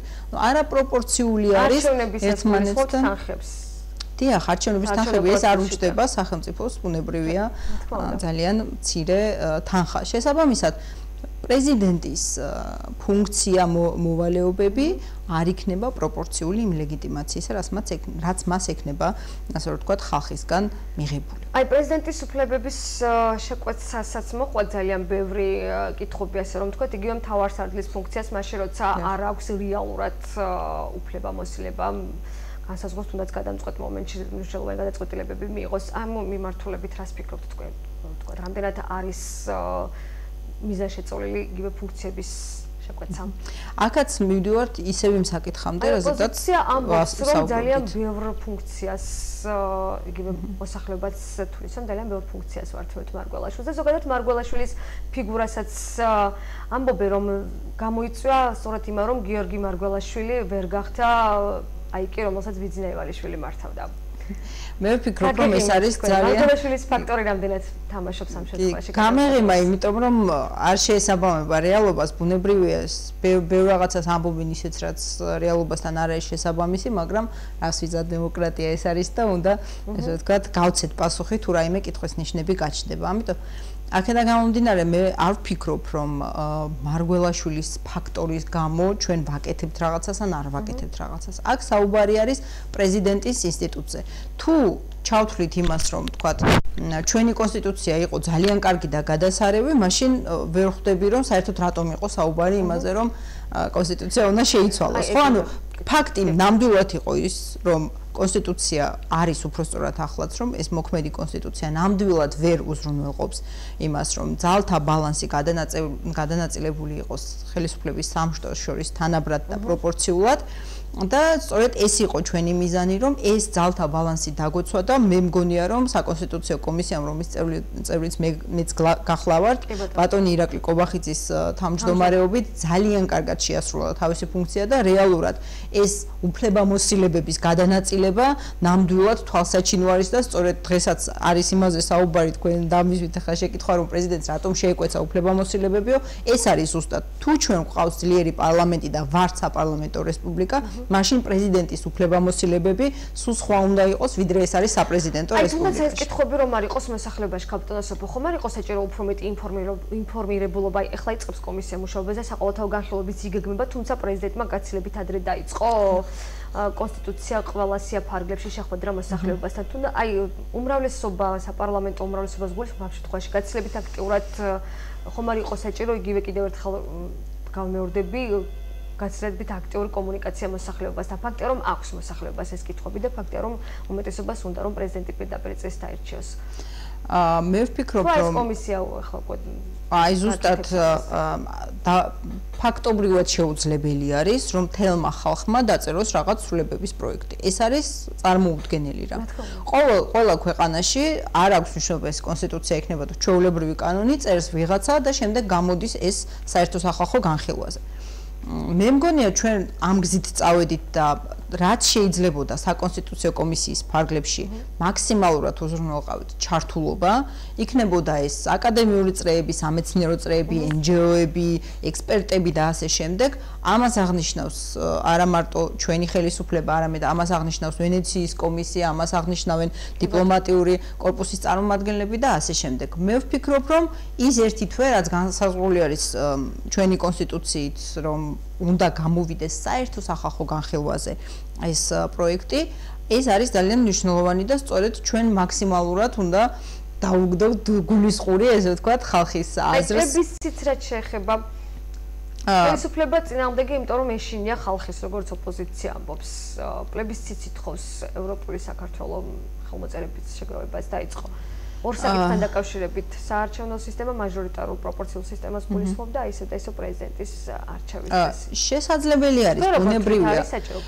შესაძლებელი არის ჩავატაროთ პლებისციტი, ამაშიც ვფიქრობ რომ კატასტროფა ნამდვილად არაფერი არ იქნება, მაგრამ მე ვფიქრობ რომ ის წესი, რასაც ითვალისწინებს საერთო ანუ სახალხო განხილვა კონსტიტუციის სრულებისა, ვფიქრობ რომ სავსებით საკმარისი იქნება ხალხის აზრის გამოსაკითხად, მით უმეტეს რეგიონებშიც იქნება ამის შესაძლებლობა, ანუ არა მარტო თბილისში. ჩვენი პრინციპული მოსაზრება არის, რომ მაქსიმალურად გავითვალისწინოთ ხალხის აზრი, იმიტომ რომ ეს არ არის მარტო ქართული ოცნების კონსტიტუცია, ეს არის მთელი ხალხის კონსტიტუცია და ჩვენ როგორც ქართული ხალხის ნაწილი, ბუნებრივია ჩვენს პოზიციას ვაფიქსირებთ იმ ნდობიდან გამომდინარე, რომელიც ნდობა ჩვენ ქართულმა მოსახლეობამ მოგვანიჭა, მაგრამ ბუნებრივია ამ პროცესში ქართული ხალხის აზრს ექნება გადამწყვეტი მნიშვნელობა. ხას უსვამ გადამწყვეტი მნიშვნელობა. კი ბატონო, აი და მაჟორიტარული პროპორციული სისტემა, აქ როგორია თქვენი მოსაზრება? აქ სიმართლე გითხრათ, ყველა სისტემას ყავს თავისი სისტემასაც შეადარეს დღეს. ხა ნაციონალების მხრიდან მუსოლინის სისტემაზე საუბარი ჩვენი მისამართით უტიფრობა და უნამუსობა არის მართლა გეუბნებით, იმიტომ რომ ეს იყო მართლა სისტემა, რომელიც ჩვენ ნაციონალებისგან გვერ გომემკვიდრეობით და ნამდვილად უტიფრობა არის ჩვენი გადანაშაულება. ბატონმა ზურაბმა აღნიშნა, ეს სწორედ ამ სისტემით მოვიდა მართლობაში. კი, გასაგებია, მაგრამ ჩვენ ბუნებრივია გარკვეული დრო გვჭირდებოდა, მით უმეტეს იცით, რომ წინა 4 წლის განმავლობაში საკონსტიტუციო უმრავლესობის შესაძლებლობა არ იყო ფაქტობრივად, ხო? როგორ შეიძლება საკონსტიტუციო უმრავლესობის გარეშე შეიცვალოს კონსტიტუცია, ხო? აქედან გამომდინარე, მე ნამდვილად და მე დაღმადა ვარ დარწმუნებული, რომ ქართველი ხალხი ძალიან კარგად ხედავს რა უნამუსობას აქვს ადგილი, იმიტომ რომ აი ფაქტობრივად იმ სისტემის ცვლილება, რაც მოახერხეთ კანონის და ორგანული კანონის დონეზე, რომ მაგალითისთვის არჩევნებში დამტკიცდა 50%-იანი ბარიერი და ესეც სწორედ ქართული ოცნების ძალისხმევით და მეშვეობით, ეს არის სწორედ იმის, ასე ვთქვათ, დადასტურება, რომ ნამდვილად დემოკრატიული გზით მივდივართ, თუნდაც პროპორციული სისტემა. იცით, რომ მაჟორიტარული სისტემა ზოგადად სახელმწიფო პარტიისთვის ძალიან მისაღები და კარგი არის, მაგრამ ჩვენ შეგნებულად გავაკეთეთ არჩევანი იმაზე, რომ პროპორციულ სისტემაზე გადავიდეთ. თუმცა კიდევ ერთხელ ვიტყვი, საერთაშორისო პრაქტიკის გათვალისწინებით, თუ გავითვალისწინებთ იმას, რომ მაგალითისათვის ამერიკის შეერთებულ შტატებში, მაგალითისათვის ბრიტანეთში არის სწორედაც რომ მთლიანად მაჟორიტარული სისტემა და არა შერეული ან მხოლოდ პროპორციული, ამის გათვალისწინებით ნამდვილად არ არის მაჟორიტარული სისტემა, არა დემოკრატიული. პირიქით, დემოკრატიის აკვნებში მართლა დღესაც მაჟორიტარული სისტემა რამდენად შეიძლება გაითვალისწინოთ, იგივე ბლოკების არ შექმნა ძალიან ბევრი საკითხი აქ რაზეც არის ხმაური. აი ამაზე მე მგონი სექტორის მათ შორისაც. კი, მე ვერ გავიზიარებ ნამდვილად ამ პოზიციას, იმიტომ რომ მე ვფიქრობ, რომ ჩვენი ხალხისთვის და ხალხის დიდ მონაწილემა იცის დარწმუნებული ვარ ამის შესახებ, მაგრამ მაინც კიდევ ერთხელ განმარტებისთვის სჯობს ვთქვათ, რომ ეს ბარიერი, 5%-იანი ბარიერი ნამდვილად უზრუნველყოფს იმას, რომ კრიზისი იქნას აცილებული თავიდან ქვეყანაში პოლიტიკურ კრიზისზე მაქვს საუბარი. თუ დაუშვებთ იმას, რომ 1% ან 3%, კი ბატონო, 1 ან 3% პირობითად ვამბობ, თუ იქნა ვთქვათ ეს სხვა არის, შევა ძალიან ბევრი პატარა პარტია, რომლებიც შეიძლება ვერ შეთანხმდნენ და ძალიან დიდი ალბათობით ქართულ პოლიტიკურ სპექტრს თუ გავითვალისწინებთ, ძალიან დიდი ალბათობით ბუნებრივია ვერ შეთანხმდებიან გარკვეულ საკითხებზე და ეს გამოიწვევს კრიზისს იმას, რომ პარლამენტი და მთავრობა მთლიანად იქნება ქმედუნარო, იმიტომ რომ არ ექნება შესაძლებლობა, რომ მიიღოს რაიმე კონკრეტული გადაწყვეტილება. თუმცა იქნება ეს იქნება ნამდვილად დიდი საფრთხე. მრავალპარტიული პარლამენტი, რაც ერთხელ საინტერესოც არის. საინტერესო არის, მაგრამ თუ ეს საინტერესო ნამდვილად სრული პასუხისმგებლობით გეუბნებით, რომ თუ მოხდა ისე, რომ ძალიან ბევრი წვრილი პარტია შევიდა, რომლებსაც გაუჭირდებათ ერთმანეთთან კონკრეტული შეთანხმების მიღწევა, ეს აუცილებლად პარალიზებას გამოიწვევს მთელი სახელმწიფო სისტემის. ამას ვამბობ სრული პასუხისმგებლობით. გარკვეული მოსახლეობის გარკვეული ნაწილიც და მათ შორის ბევრი არასამთავრობო ორგანიზაციაც, რომელიც სწორედ აი ამ უმრავლესობის და საკონსტიტუციო უმრავლესობის ბაში ხედავს ხელისუფლების საფრთხეს, ანუ მოჭარბებული ძალაუფლება, რამაც შეიძლება ქვეყანა არასწორი მიმართულებით და იგივე დემოკრატიული გზიდან გადაახვევინოს. აი ამის საფრთხეს როგორ ხედავთ თქვენ? მე მესმის ახლა ეს კითხვა შეიძლება თქვენთან ცოტა უხერხულად ჟღერდეს, მაგრამ მაინც აი როგორ ნამდვილად არ ჟღერს უხერხულად. კი ბატონო, ადამიანის უფლებათა დაცვის კომიტეტის თავმჯდომარე, რაც ყველაზე მთავარი, რამდენად ფიქრობთ, რომ შესაძლოა იყოს გადამეტებული და ზედმეტი ძალაუფლება იგივე დემოკრატიული გზიდან გადახვევის. მოდით ეს საკითხი გადასაწყვეტად დაუტოვოთ არასამთავრობო სექტორს, არამედ ყველაზე მთავარს ჩვენს ქვეყანაში, რასაც ქვია ქართველი ხალხი. სამოქალაქო სექტორს გულისხმობთ. მოსახლეობა, რიგითი მოსახლეობა. რიგითმა მოსახლეობამ გააკეთა სწორედ თავისი არჩევანი და მე ვთვლი, რომ ეს იყო სწორედ ჩვენი მოსახლეობის მაქსიმალური მხარდაჭერა ჩვენი გუნდისადმი, რაც არის ძალიან დიდი პატივი, მაგრამ ამავდროულად არის ძალიან დიდი ვალდებულება და პასუხისმგებლობა, ნამდვილად უზარმაზარი პასუხისმგებლობა არის, მაგრამ მოდით დაუტოვოთ უფლება ჩვენს მოსახლეობას თვითონ გადაწყვეტოს, გვიცხადებს თუ არა ამ ხელანდობას. ჩვენ დავინახეთ, რომ 2016 წელს გამოგვიცხადეს მათ ეს ნდობა, ქართულმა ხალხმა გამოაცხადა ეს ნდობა და მე ვფიქრობ, რომ ეს არის ჩვენთვის ძალიან დიდი პასუხისმგებლობა და ძალიან დიდი იმედი მაქვს, რომ ჩვენ გავამართლებთ ამ ძალიან დიდ ნდობას. აი თუმცა ოპოზიცია ამბობს, რომ ქვეყანა უკან მიდის და რეალურად ეკონომიკური ზრდაც ანუ ეკონომიკური სოციალური მდგომარეობა გაუარესებულია, ჯანდაცვაში პრობლემებია, ფასების მატებაზეც მესმის ეს არ არის თქვენი სფერო, თუმცა რა თქმა უნდა უმრავლესობის წარმომადგენელი ბრძანდებით ნაწილობრივ არის. კი, რა თქმა უნდა პასუხისმგებელი იყო ხელისუფლების ქმედებებზე. აი გადაცემის პირველ ბლოკის სტუმარმა სწორედ ამასთან დაკავშირებით ძალიან ვრცლად ისაუბრა. მე ვფიქრობ, რომ როგორ ფიქრობთ ქვეყანაში ეკონომიკური კრიზისი არის? მე ვფიქრობ, ხა ნაცები რა სიტყვიან, ამას დიდი მნიშვნელობა არ აქვს, მაგრამ თავარია ფიქრობთ, რომ მე ვფიქრობ, რომ დიდი განსხვავება არ არის მათ შორის მათი წარსულიდან გამომდინარე. დამოკიდებულება ყოველ შემთხვევაში ერთი და იგივე აქვს. ხა ნაცებს დაარქმევენ თავის თავს თუ ევროპას თუ ამერიკას, იგივე დარჩება შინაარსი. უბრალოდ იმაზე მინდოდა ყურადღების გამახვილება, რომ მესმის და ძალიან დიდი გულისტკივილი არის ჩემი პირადად და მთელი ჩვენი გუნდის, რომ ვიცით ძალიან კარგად, რომ მართლა არის საზოგადოების ძალიან დიდი ნაწილი, რომელსაც ნამდვილად არ უხინს მატერიალურად, ფინანსურად და ჩვენ ამას ვაცნობიერებთ, ჩვენ ვიცით ეს და ყველაფერს ვაკეთებთ იმისთვის, რომ ეს გამოსწორდეს. ფაქტი არის ის, რომ ჩვენ გვერგო ძალიან მძიმე ეკონომიკური მემკვიდრეობა წილად და ვცდილობთ მაქსიმალურად, რომ სოციალურ პოლიტიკაზე ვიყოთ ორიენტირებული. აქ მთავარი არის ის, რომ აი ჩვენი კომიტეტის პრიორიტეტებზე, როდესაც ვსაუბრობთ და მე როდესაც გავხდი კომიტეტის თავმჯდომარე, თავიდანვე სწორედ ამაზე ვაკეთებთ აქცენტს და მე პირადადაც ვაკეთებ აქცენტს, რომ სოციალ-ეკონომიკური უფლებების განვითარება, როგორც კომიტეტის ერთ-ერთი მთავარი მიზანი არის ჩვენი უპირველესი საზრუნავი.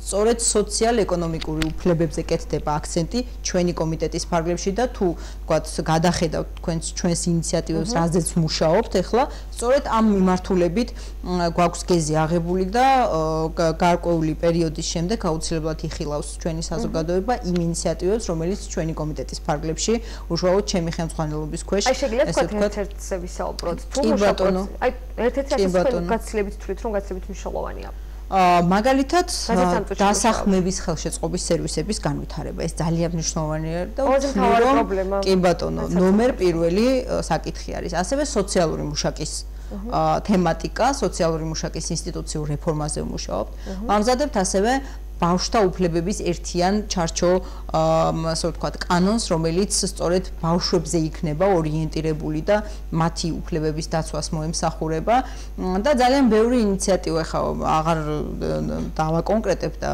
ასე ვთქვათ სიღრმეებში აღარ ჩავალ მაგრამ აი ეს არის ძირითადად ის ფაბულა რომელზედაც გვიწევს მუშაობა და ძალიან საპასუხისმგებლო თემები არის ძალიან დიდ ძალისხმევას მოითხოვს მაგრამ ფიქრობთ რომ ამ კუთხით ასე ვთქვათ ერთი დამავიწყე კიდე აზარტული თამაშების თემატიკა ესეც ძალიან მნიშვნელოვანია და ძალიან ბევრ ადამიანს აწუხებს ჩვენს ქვეყანაში რეგულაციებზე ვსაუბრობთ კი ბატონო რომ რაღაცნაირად ახალგაზრდებს ანუ არასრულ წლოვნებს განსაკუთრებით არ კონდეთ წვდომა და მით უმეტეს ონლაინ თამაშებიც ახლა არის ძალიან სერიოზული პრობლემაც. ამ მიმართულებითაც იყო საუბარი ისე როგორც ონლაინ სესხების ერთგვარად რეგულაციაში მოქცევაზე. კი ბატონო, და აი ძალიან ბევრი ინიციატივა რომელიცაც მუშაობთ და ძალიან დიდი თემები არის, მოცულობითი თემები არის და მრავალმხრივ ანალიზ და მრავალმხრივ გამონათვალი გააკეთეთ კაპიტალ საკმაოდ ვრცელი პრინციპში. აი ამ რასაც თქვენ ახლა ისაუბრეთ, რამდენიმე მიმართულება აღნიშნეთ, სად უფრო მეტი დარღვევა გხვდებათ? ადამიანის უფლებების კუთხით ბავშვები დარღვევას უფრო არ ვიტყოდი, უფრო ვიტყოდი სახელმწიფოს პოზიტიური ვალდებულება, რომ შექმნას პირობები იმისთვის, რომ ადამიანებს კონდეთ ღირსეული ცხოვრების პირობები. საბედნიეროდ და სწორედ ჩვენი ხელისუფლების პირობებში არ ხდება სახელმწიფოს მხრიდან ღირსების შემლახველი მოპყრობა, იგივე ვთქვათ, პოლიციის მხრიდან, პროკურატურის მხრიდან, სასამართლოს მხრიდან და ასე შემდეგ.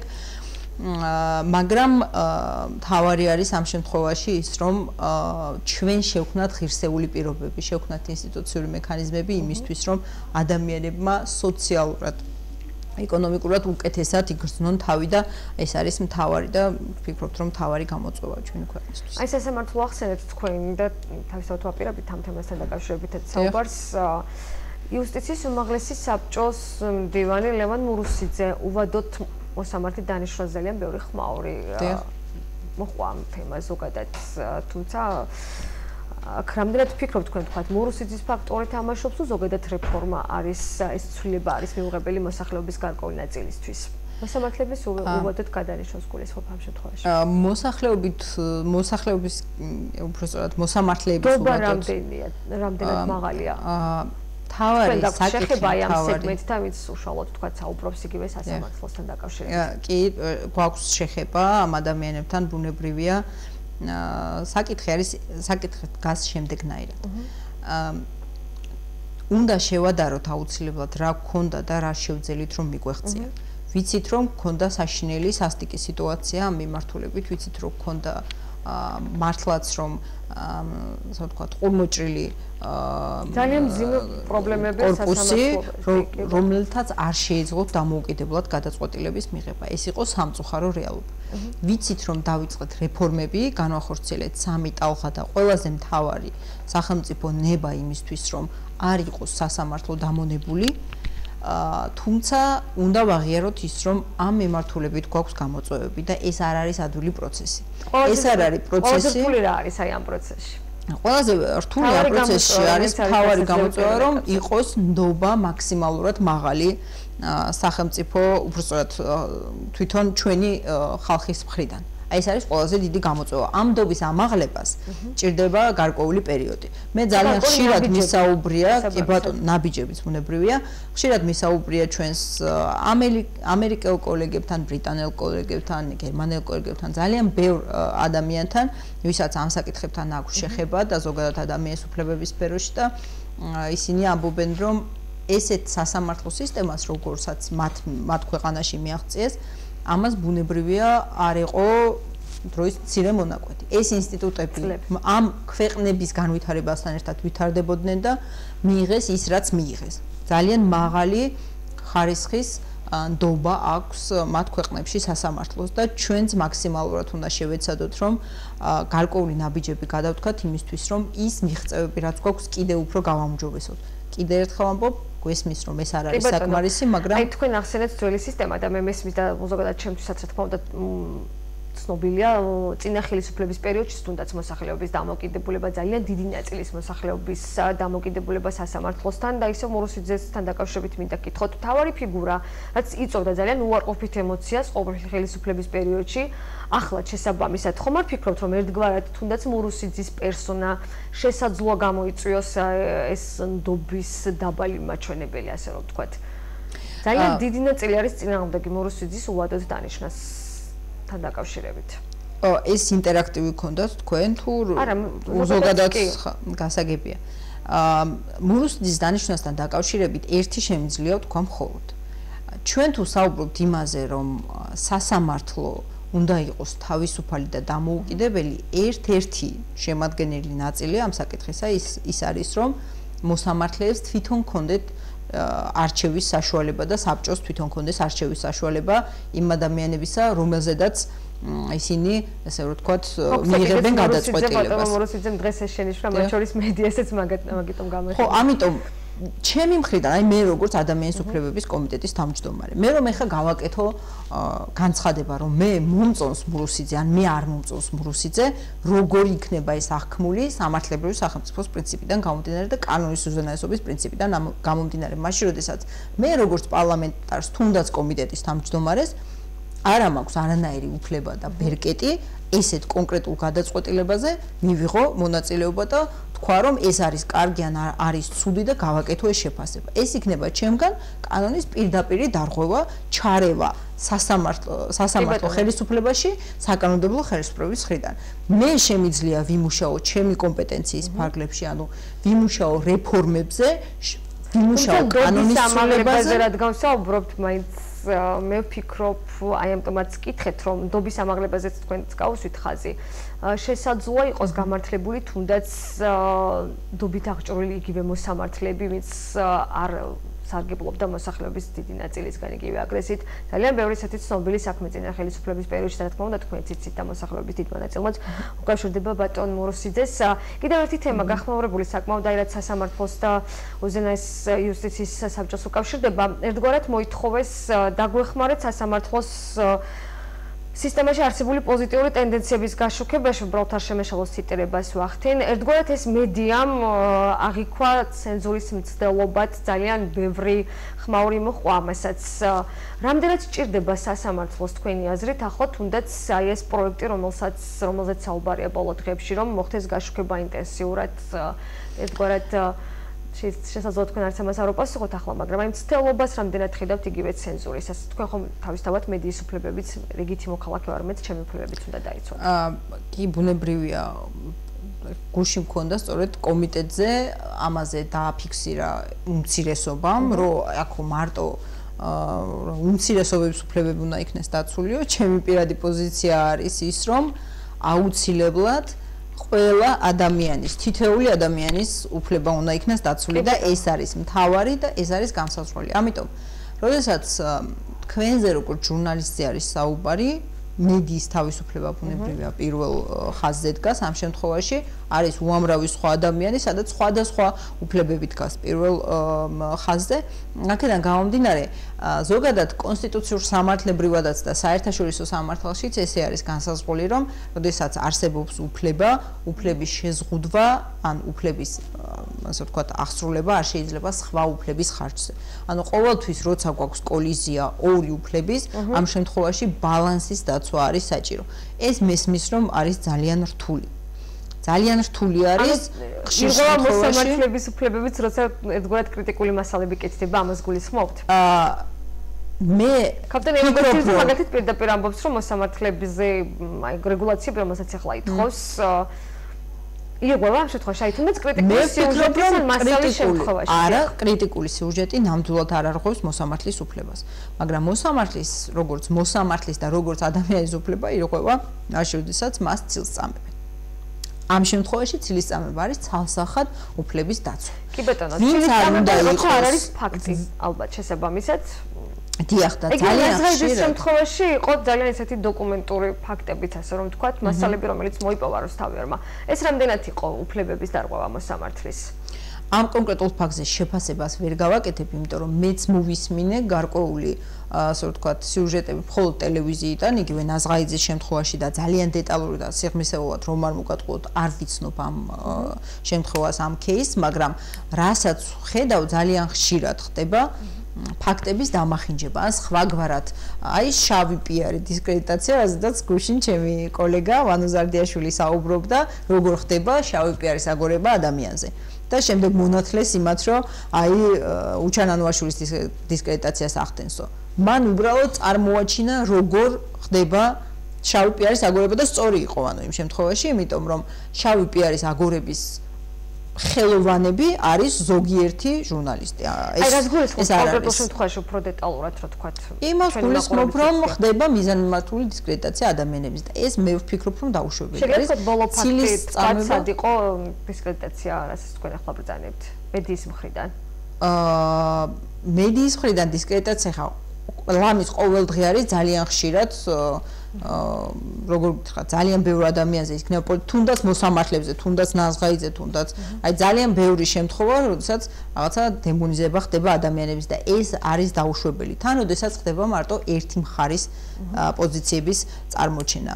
ეს ძალიან რთული ფაქტი არის და იგივე მოსამართლებზეც ალბათ იმიტომ დაიწყო საუბარი ამ შემთხვევაში, რომ რაღაცნაირად კი არა და ყველა ვხედავთ, რომ ხდება დემონიზება გარკვეული მოსამართლეების და მათი, ასე ვთქვათ, რაღაცა ყურადღების ცენტრში მოქცევა და მთელი შეტევები და ძალიან რაღაცა შემთხვევით აღმოჩნდება ხოლმე, რომ ეს მოსამართლეები არიან რუსთავიორის საქმის გამხელველი მოსამართლეები, რაღაცა ისე ხდება ხოლმე ყოველთვის ესე ემთხვევა. მე გეთანხმებით, რომ ჟურნალისტმა ყველა მხრიდან უნდა მიაწოდოს მასალა მაყურებელს და უკვე შემდეგ მაყურებელმა თავად უნდა განსაჯელოს ჩვენ ვაწვდით ინფორმაციას მაყურებელი თავად განშის, თუმცა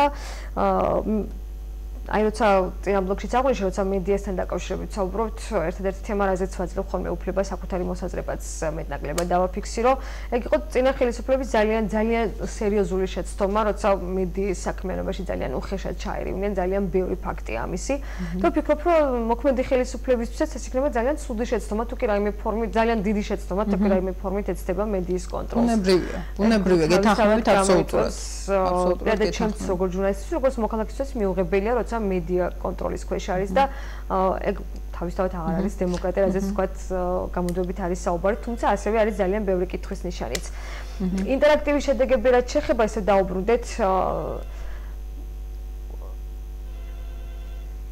მაყურებლის 91% ვინც ამ წუთში გვიყურებს, თვლის, რომ პრეზიდენტი პირდაპირ წესით უნდა აირჩეს, ანუ მოსახლეობამ ხალხმა თავად უნდა აირჩიოს.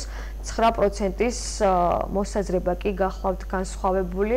ქაპტოსოფო, გამოკითხულთა უმრავლესობას, რომელიც ჩვენი გადაცემის მე არ მინდა უბრალოდ თქვენთან დრო დავკარგო გადაცემის ბოლო ნაწილში გავა ეთერში, იქაც უმეტესობა გამოკითხული თითქმის ყველა აფიქსირებს, რომ პრეზიდენტი უნდა აირჩეს პირდაპირ წესით.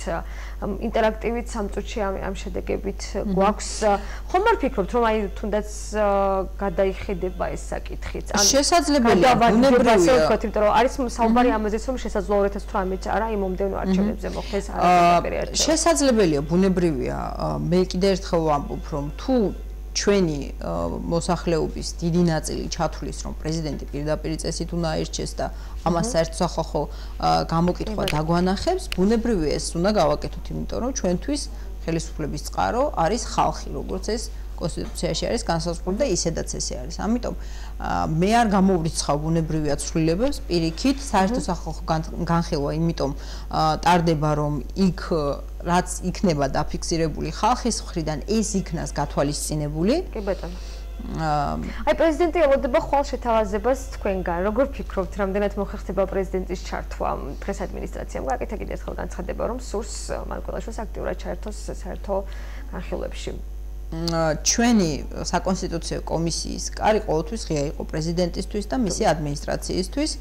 ეს არაერთხელ გაგვიცხადებია როგორც საჯაროდ ისე კერძო საუბრებში, არაერთი ფაქტი არსებობს ამისა, სამწუხაროდ პრეზიდენტის მხრიდან ყოველთვის იყო. თუმცა მაშინ აღინიშნა, რომ მოსახლეობასთან შეხვედრებში უფრო აქტიურად ჩაერთვებოდნენ და ხომ არა, მე სიმართლე გითხრათ, არ მესმის ეს ფორმა რა არის. თუ გინდა ადამიანს მონაწილეობა მიიღო რაღაც კონკრეტულ საკითხში, რას ნიშნავს მოსახლეობასთან ერთად თუ მოსახლეობის გარეშე. საკუთარი პოზიციის დაფიქსირების უფლება ყველას აქვს და მით უმეტეს, როდესაც ესეთი ღია და გახსნილი შეთავაზება იყო პრეზიდენტის ადმინისტრაციისთვის, რომ ჩართულიყვნენ ამ პროცესში და პირიქით გაგვიხარდებოდა იმიტომ, რომ თუ ვინმეს აქვს განსხვავებული მოსაზრება, შესაძლებელია თუ რაღაც კონკრეტული არგუმენტები არის ის წარმოადგინოს და ჩვენ ბუნებრივია გავითვალისწინებდით, იმიტომ რომ არაერთხელ აღნიშნა და მეც გავიმეორებ, რომ დაახლოებით 80% ცვლილებებისა არის სწორედ შემოთავაზებები ექსპერტების, NGO-ების მხრიდან და ოპოზიციის მხრიდან. ბუნებრივია პრეზიდენტის ადმინისტრაციის ჩართულობა და მისი პირადი ჩართულობა ამ პროცესში ძალიან კარგი იქნებოდა და საინტერესოა. და ბოლო კითხვა ქაპტონოსოფო, პარლამენტი აუცილებლად უნდა გკითხოთ. კიდევ ერთი ცვლილება, რომელსაც სავარაუდოდ ალბათ მოხდება კონსტიტუციაში 42-მე მუხლით დაიცავა ესეთი კამპანიაც დაიწყო ქუთაისში გუშინ აქციაც გაიმართა. მიეთითება თუ არა ქუთაისი პარლამენტის ადგილმდებარეობის საკითხად როგორ გადაწყდება და თქვენ როგორ თვლით პირადად პარლამენტი უნდა დარჩეს ქუთაისში თუ თბილისში დაბრუნდეს? მე ვფიქრობ, რომ ამ შემთხვევაში ყოველ შემთხვევაში არ ვაპირებთ ქუთაისიდან გადატანას პარლამენტისას და ეს არაერთხელ გვითქვამს ეს წინასაარჩევნო დაპირებაც იყო და ბატონმა პრემიერმა არაერთხელ თქვა ამის შესახებ. ამიტომ მე ვფიქრობ, რომ ქუთათურებს ამ შემთხვევაში არავითარი საფუძველი არ აქვთ იმისა, რომ ასე ვთქვათ, რაღაცნაირად აფორიაქტნენ, რომ არიქა პარლამენტს გვართმევენო. ნამდვილად არ არის ესე. ჩემთვის როგორც ქუთაისელისთვისაც ბუნებრივია. საინტერესოა უფრო ალბათ და მნიშვნელოვანი თქვენსაც თუნდაც ამ ჭრილში ამ თემის განხილვა. ბატონო, თუნდაც იმიტომ, რომ ძალიან ხშირად მიწევს ჩემს მშობლიურ ქალაქში ჩამოსვლა და ოჯახის მონახულება. აქედან გამომდინარე, მაგრამ რაციონალურად თუ მიუდგებით, ბუნებრივია იქ ძალიან დიდი ხარჯები bis გაწევა ხდება პარლამენტის მხრიდან, სწორედ ამ მიდი მოდიში ესე ვთქვათ რა. კი ბატონო, თუმცა იდეა თავიდან ზოგადად პროექტი იყო სხვა, რაც ვერ მოხერხდა, საპარლამენტო დედაქალაქი სრულად ატვირთვას გულისხმობდა ცოტა სხვა ჭრაში, თავისთავად გაქვთ თქვენც ამის შესახებ ინფორმაცია. დიდი მადლობა, უნდა დავასრულოთ გადაცემის მეორე ბლოკის სტუმარი გახდათ საპარლამენტო უმრავლესობის წევრი ადამიანის უფლებათა დაცვის კომიტეტის თავმჯდომარე ქალბატონი სოფო კილაძე. მადლობა კიდევ ერთხელ რომ მოგზაურობთ. მადლობა მოწვევისთვის. ჩვენ რამდენიმე წუთში რეკლამის შემდეგ შევხვდებით. ჩვენ ეთერში ბრუნდებით და გადაცემის მესამე ბლოკის სტუმარი გიგა შუშანი, ერთიანი ნაციონალური მოძრაობა. გამარჯობა ბატონო გიგა, დიდი მადლობა რომ მოგზაურობთ და მონაწილეობთ გადაცემაში. ინტერაქტივის შედეგები უნდა ერჩიოს თუ არა პრეზიდენტი ხალხმა მაყურებლის 91% ამ წუთში თვლის, რომ პრეზიდენტის არჩევა უნდა მოხდეს პირდაპირი წესით, 9%-ის მოსაზრება კი გახლავთ განსხვავებული. ეთანხმებით ბატონო გიგა, როგორც ეს ბუნებრივია, რა თქმა უნდა. ცვლილებები, საკონსტიტუციო ცვლილებები, რომელსაც ძალიან ესეთი ხმაური მოჰყვა ბოლო დღების გახმაურებული თემა, პარლამენტის თემასაც ავსებად შევეხებით. პირადად თქვენი მოსაზრებაც კიდევ ერთხელ პრეზიდენტის არჩევის წესი. ზოგადად რაც შეეხება კონსტიტუციას, ჩემს აზრით ეს არის ერთი ადამიანის ბიძინა ივანიშვილის მიერ დაწერილი პროექტი. სწორედ ის სურვილები გარეთ გათვალისწინებული და მას არანაირი საერთო განხილვასთან, კონსენსუსთან არ არის. ხელისუფლება მოახერხა პირველად საქართველოს ისტორიაში, როდესაც ყველა პოლიტიკური პარტია, ყველა ექსპერტი, იურისტი, კონსტიტუციალისტი თუ ასე შემდეგ, ყველა უკმაყოფილოა და არც ერთს არ მოწონს ის, რაც დაიწერა და მხოლოდ ერთ ხელისუფლება გვიმტკიცებს, რომ ეს უნდა ქართულ ხალხს, ეს არის დემოკრატიის განვითარების და აღმოჩნდა, რომ ყველა ადამიანი საქართველოში, რომელიც არ წარმოადგენს ხელისუფლებას, უცებ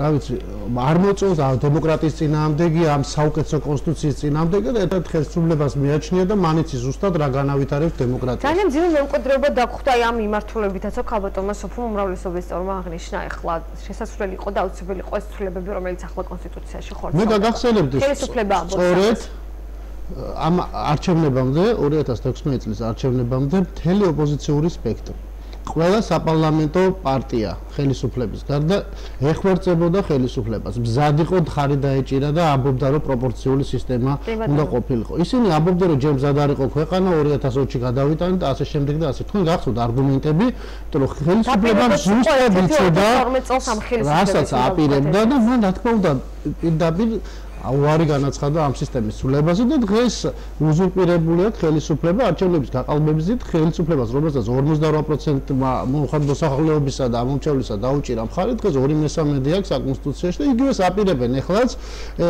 სიმბოლურია, რომ მარინ ლე პენმა ეხლა გამოაქვეყნა ოფიციალური მანიფესტი და ის აპირებს პუტინის მიერ დაფინანსებული კანდიდატი საფრანგეთში, რომელსაც დემოკრატიასთან და ესე რომ კარგად გამოირჩევა თავის რადიკალური განცხადებებით, მან გამოაცხადა, რომ ის შემოიღებს გამარჯვების შემთხვევაში სისტემას, როდესაც გამარჯვებულ პარტიას ბონუსად 30% კიდე საჩუქრად მიეცემა.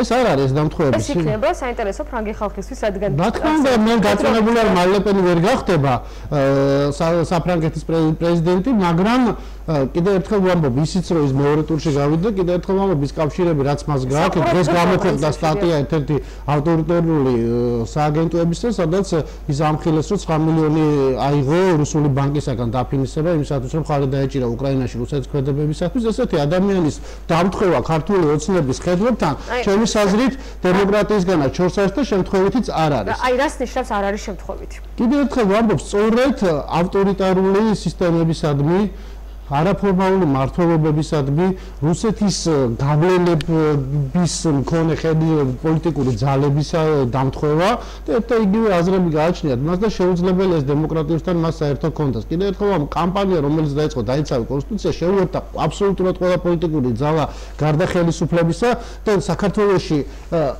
ძალიან რთულია კონსენსუსის მიღწევა. და ეს თემა აღმოჩნდა თემა, როდესაც ყველგან პოლიტიკური სპექტრი, არასამთავრობო ორგანიზაციები, საერთაშორისო საზოგადოება, რომელიც ის კომისიამაც თქვა, რომ ეს არასამართლიანი პრინციპია მანდატების განაწილებისა, როდესაც 5%-იანი ბარიერი და ეხლა ამ არჩევნებზე გაუნაწილებელი მანდატები 20% იყო და საქართველოს საარჩევნო ისტორიაში შევარდნაძის პერიოდში მაგალითად ყოფილა 40%-ს გადაუჭარბებია ამ გაუნაწილებელი მანდატებისა.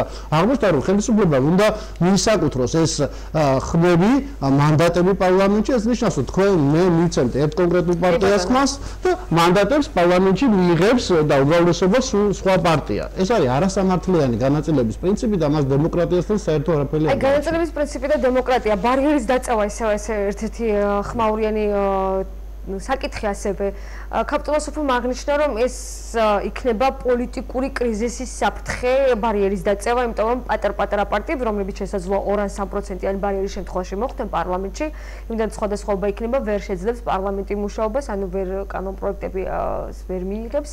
პოლიტიკური კრიზისის საფრთხე. პოლიტიკური კრიზისი თუ პირიქით იქნება დადებითი, თუნდაც მრავალპარტიული პარლამენტი. ჩემის აზრით დღეს გვაქვს ჩვენ მოცემულობა, როდესაც საკონსტიტუციო უმრავლესობის მქონე ხელისუფლება ქმნის პოლიტიკურ კრიზისს და შექმნილია პოლიტიკური კრიზისის სახეზეა. რაც შეეხება ბარიერის დაწევას, ელემენტარული პოლიტიკური თეორიის ნაწილია, თუ ჩვენ ვაუქმებთ ბლოკებს, თუ 3-4%-იან პარტიებს, რომელიც გამოხატავს მოსახლეობის 3-4%-ის ას რაც ძალიან მნიშვნელოვანია, ანუ ეს ადამიანებს ის საკითხები აწუხებს, რომელსაც ეს პარტიები აპირებენ რომ გადაჭრან, მათ არ ვაძლევთ დაბლოკების საშუალებას, ბლოკებში გაერთიანების საშუალებას, არ ვაძლევთ და ავწევთ ბარიერს და ვტოვებთ პარლამენტს მიღმა. შესაბამისად 5%-იანი ბარიერის დატოვება არ არის მიზანშეწონილი კიდევ ერთხელ და ჩვენ ვამბობთ და ერთადერთ მიზანს ემსახურება. ეს 3-4-5% ჯამში, რომელიც დარჩება პარლამენტს მიღმა, მიისაკუთრებს ხელისუფლებამ. წინააღმდეგ შემთხვევაში თუ ჩვენ ვამბობთ რომ მაშინ უნდა მივცეთ მათ ისევ და ბლოკებში გაწევრიანების საშუალება, რომ 2-3%-იანი პარტია, ან თუნდაც 4-3 ან 2%-იანი პარტიები დაждდნენ ერთად თქვა საკუთარი ხედვები შეაჯერონ და აქედან ამორჩეველის წინაშე წარდგენ და მიეცათ მათ 5%-იანი ბარიერის გადალახვის საშუალება. ამ შემთხვევაში ვთქვათ 5%-იანი ბარიერი დასაშვებია, მაგრამ როდესაც ამ საშუალებას არ თმე პოლიტიკურ პარტიებს, ბლოკში არაწევრიანებს. პირო უარყოფითი შედეგი რამდენად შეიძლება მოიტანოს თუნდაც საკონსტიტუციო უმრავლესობამ, აი გადაჭარბებული ძალაუფლებაც, ასე რომ ვთქვათ. რა თქმა უნდა, ფაქტი არის, რომ გადაჭარბებული ძალაუფლების პირობებში რასაკეთებს ქართული ოცნება ეს ნათელია, მაგრამ კიდევ ერთხელ ვამბობ, ეს შეიძლება საკონსტიტუციო უმრავლესობა სამართლიანი არჩევნების გზით ბუნებრივია პარტია მოიპოვოს და ამაში ცუდი არ არის. თავარია ჩვენ კონსტიტუციით შევქნათ ბევრი შემაკავებელი ფაქტორი, რომ ეს ძალაუფლება ბოროტად არ იქნეს გამოყენებული. ამ კონსტიტუციას ფაქტურად არ არსებობს, კიდევ ერთხელ ვამბობ, აბსოლუტური ძალაუფლება გააჩნიათ და ექნებათ და უფრო მეტიც პრეზიდენტის არჩევის წესი იცვლება იმის მიხედვით, რომ ბიძინა ივანიშვილის შეცვლა კანდიდატი ვერ გამოიცნო, ხასიათებში ვერ ამოიცნო ესა თუ ის პიროვნება, შევიდა ის პრეზიდენტის რა თქმა უნდა და ამის გამო ის თავს იზღვევს მომავლისათვის და ფიქრობს, რომ ჯობია რომ აი ეს უმრავლესობა, რომელიც მას პარლამენტში ფიქრობს მისი აზრით რომ ეყოლება მომავალში, სწორედ მას აარჩევს ვიღაც ისეთი ადამიანი, რომელიც შემდგომში პრობლემას არ შეუქმნის. აი დაახლოებით ნარმანიას ტიპის ფიგურა, რომელიც ახლა გინდა ოპოზიციაში გავუშვა, გინდა ხელისუფლებაში, გინდა მთვარეზე და გინდა კოსმოსში, არც არაფრის გამკეთებელია, არც არაფრის გამჭებელია, ზოგადად ადამიანი არის, რომელიც არის მისი ადგილი ყოველთვის პოლიტიკაში ნამდვილად არ არის. პრეზიდენტის არჩევის წესი ახსენეთ თქვენ და ახლა მოვისმინოთ მოსაზრება, პრეზიდენტის არჩევის წესი პირდაპირ წესით უნდა მოხდეს თუ არა, უნდა ერჩიოს თუ არა ხალხმა ქვეყნის პრეზიდენტი, მოსახლეობის ერთი ნაწილი, რომელიც დღეს ჩვენმა გადამღმა ჯგუფმა ქუჩაში ჩაწერა. არავის არის ხმოსანთა ჯგუფი. ეს უნდა გააკეთოს ხალხმა. პრეზიდენტი არის ხალხის და რესპუბლიკის და რა 5-6 კაცი. თვითონ ხალხმა უნდა გააკეთოს მოსახლეობა, საქართველოს მოსახლეობა. ხალხმა უნდა აირჩიოს პრეზიდენტი. აუცილებელია რომ გააკეთოს ხალხმა, მაგრამ ნუ ხა რამდენად რეალური შედეგი ექნება, ვინ აირჩიოს ხალხი თუ 300 ხმოსანი, ეს კიდე სხვა თემა. მაგრამ უნდა აირჩიოს ხალხმა. მე უფრო ხალხის გადაწყვეტილებას უფრო ვენდობ. ხალხმა უნდა გადაწყვეტოს ყველა. ხალხმა. რა თქმა უნდა, ხალხმა უნდა აირჩიოს პრეზიდენტი. ჩემი თვალსაზრისი ასეთია. აბა ვინ, შვილო, ჩვენ ქართველო ხალხმა უნდა აირჩიოთ პრეზიდენტი. ხო და იგია ჩვენი, როგორც ჩვენ ვართ ოჯახში, ყავს მეთაური, მეუღლე, ასია იგი საქართველოს პრეზიდენტი ჩვენი ყველაფერი. ხალხმა უნდა გააკეთოს ნამდვილად. რა თქმა უნდა, ხალხმა. ყველანაირი არჩევანი ხალხმა უნდა გააკეთოს, რა თქმა უნდა. ხალხმა უნდა გააკეთოს. თქვენ უნდა აირჩიოთ, თქვენ და მე. ფიქრობ ხალხმა და რა პარლამენტმა. ხალხმა უნდა გააკეთოს არჩევანი პრეზიდენტის. ხალხმა უნდა გააკეთოს. ხალხმა უნდა გააკეთოს ეს ყველაფერი. ქართველმა ხალხმა უნდა შეარჩიოს პრეზიდენტის არჩევანი. რა დააშავა მარგველაშვილმა არაფერი არ დაუშავებია. ხალხის სიკეთის მეტს არაფერს ალაპარაკობს, რატო ზულთ ეს კაცი მაინც ვერ გამიგია. ეგია სიმართლე. ხო, რა ვიცი, ჩემი აზრით მე მგონი მარგველაშვილი ძალიან კარგი პიროვნება არის. რა თქმა უნდა, ქართველმა ხალხმა. ასეთი იყო მოსახლეობის ერთი ნაწილის მოსაზრება, ყველა მათგანმა აღნიშნა, რომ არჩევა საქართველოს პრეზიდენტის უნდა მოხდეს პირდაპირი წესით, გადაცემის წინა ბლოკის სტუმარმა ქალბატონმა სოფოკილაძემ უმრავლესობის წევრმა განმარტა, რომ თუ კი მოსახლეობის დიდი ნაწილი გადაწყვეტს, ანუ მოსახლეობის ინტერესების გათვალისწინებით მოხდება აი ამ ცვლილებების შეცვლა, შესაძლოა პრეზიდენტი ისევ პირდაპირი წესით აირჩიეს. თქვენ როგორ დემაგოგია, იმიტომ რომ ეს საერთო სახალხო განხილვები ნამდვილად ვერ გამოხატავს. კი ბატონო, ეხლა ბრძანებდით, რომ ბოიკოტს უცხადებთ, რატომ, რამ განაპირობა? ჩვენ არ ვაპირებთ ზუსტად ამ მიზეზით მონაწილეობის მიღებას, ეს არის ფარსი კიდე ერთხელ ვამბობ. ჩვენი ამოცანა და დღეს შექმნილია პოლიტიკური რეალობა, როდესაც ხელისუფლება დარჩა მარტო და პოლიტიკური სპექტრი, არასამთავრობო ორგანიზაცია, საზოგადოება ზოგადად, საერთაშორისო ორგანიზაციები ყველა უარყოფითად აფასებს პროცესს, მთლიანად და თვითონაც პროექტს, ძირითად თამაშის წესებს, ესე ვთქვათ, რომელიც ამ კონსტიტუციის პროექტში არის გაწერილი, აქედან გამომდინარე ჩვენ არ ვთვლით, რომ რაიმე შედეგის მომტანი იქნება ის, რომ განხილვებში მერის ან კონკრეტულად საჯარო დაწესებულებებიდან ადამიანი რემოცი ან თუნდაც ეს იქნება ფონი დღეს ხელისუფლების ამოცანა რა არის და პრობლემა მთავარი ის არის, რომ საერთაშორისო საზოგადოების წინაშე მისი ამ კონსტიტუციის მიღება მისთვის პრობლემა არ არის, მას საკონსტიტუციო უმრავლესობა გააჩნია, უბრალოდ მისი პრობლემა არის საზოგადოებას საქართველოში, ასევე მის ფარგლებს გარეთ საერთაშორისო საზოგადოებას აუხსნას და მათ არ შეგრძნება და განცდა და კარგად ფლობენ სიტუაციას, რომ ხელისუფლებამ თვითნებურად თვითონ სწორედ ერთი ადამიანის კარნახით დაწერა ეს პროექტი და მისი ლეგიტიმაცია ჩვენი აზრით პოლიტიკური პარტიებმა, რომელთაც გადაწყვიტეს ამ პროცესში მონაწილეობის მიღება, ოპოზიციას გულისხმობ დიდ შეცდომას უშვებენ იმისათვის, რომ ეს იქნება ფონი შექმნა ხელისუფლებისათვის, რომ შემდგომ სწორედ აი ეს რაზეც ქალბატონი სოფო საუბრობდა, ეხლა რომ ეს ხალხის განხილვები იქნება, მერე შეცვლით 40-30 ადამიანის შეკრება, ან თუნდაც 100 ადამიანის შეკრება თითო 5 ქალაქში, თუ რა ვწდები 5 ასეთი განხილვა იქნება, ჯამში 500 თუნდაც 1000 ადამიანი შეიკრიბოს, ეს არ არის ხალხის აზრი. ხალხის აზრის გათვალისწინება რომ დობოდა ხელისუფლებას, გაითვალისწინებდა იმ ოპოზიციური პარტიებისას, თითოეული ორგანიზაციების ექსპერტებისას, რომელიც უკიჟინებდნენ ხელისუფლებას ნორმალური კონსტიტუციის მიღებისაკენ. ჩვენი აზრით ეს არის შეცდომა და ეს არგუმენტი რომ ჩვენი შევაცვლებთ და რამე შევცვლით, ეს არ არის, იმიტომ რომ არც ამ ჯგუფებს ნამდვილად არ გააჩნიათ და ეს პროცესი ისეთ არის დაგეგმილი, რომ არაფერს არ შეიძლება შეიქმნა. რომ თუნდაც მიიღოთ თქვენს მონაწილეობა და იგივე რაღაც იყოთ ერთგვარად მეთვალყურებით ამ პროცესში, რეალურად მოხდება თუ არა, იგივე რიგით მოქალაქეებთან შეხვედრა თქვათ, იქნებიან თუ არა ისინი მხოლოდ ჩვენ ვაპირებთ, ჩვენ კიდევ ერთხელ დაუბრუნდები, რომ არ ვფიქრობთ, რომ 5 ესეთი დადგმული შეხვედრა რაიმეს განსაზღვრავს, ეს იქნება უბრალოდ ფონი და ხელისუფლებას მიეცება საშუალება, მაგალითად ეს გავს იმას, როდესაც ევროპული საქართველოს შევიდა საპროკურორო საბჭოში და გამოაცხადეს, რომ თქვა შოთაძის გადადგომის გადაყენების მოთხოვნის გამო შედიოდა ოტო კახიძე საპროკურორო საბჭოში, როდესაც წლების განმავლობაში ეს კვოტა იყო ცარიელი სწორედ პროტესტის ნიშნად, იმის ნიშნად, რომ პროკურატურა იყო პოლიტიზირებული, თქვენ გაგიგიათ მას ამ შესვლის შემდეგ გარდა იმისა, რომ რაღაც პრივილეგიები მიიღო ოტო კახიძემ, გარდა იმისა, რომ ამ საპროკურორო საბჭოში რაიმე გარდატეხა მოხდა, რეფორმები მოხდა, ან შოთაძეს და პროკურატურას რაიმე პრობლემები შეექმნა. არა, უბრალოდ ხელისუფლებას მიეცა კიდევ ერთხელ თქმის საშუალება იმისა, რომ აი ოპოზიციის კვოტა და ოპოზიციის აზრი ამ საპროკურორო საბჭოში წარმოადგენილია. ჩვენ ვაპირებთ დამოუკიდებელი კამპანიის წარმოებას, ჩვენ ვაპირებთ მოსახლეობასთან დამოუკიდებლად შეხვედრას, კარდაკარ სიარულს, რათა ხალხს აუხსნათ, რომ ეს კონსტიტუცია ნამდვილად არ წარადგება ქვეყნის დემოკრატიულ განვითარებას.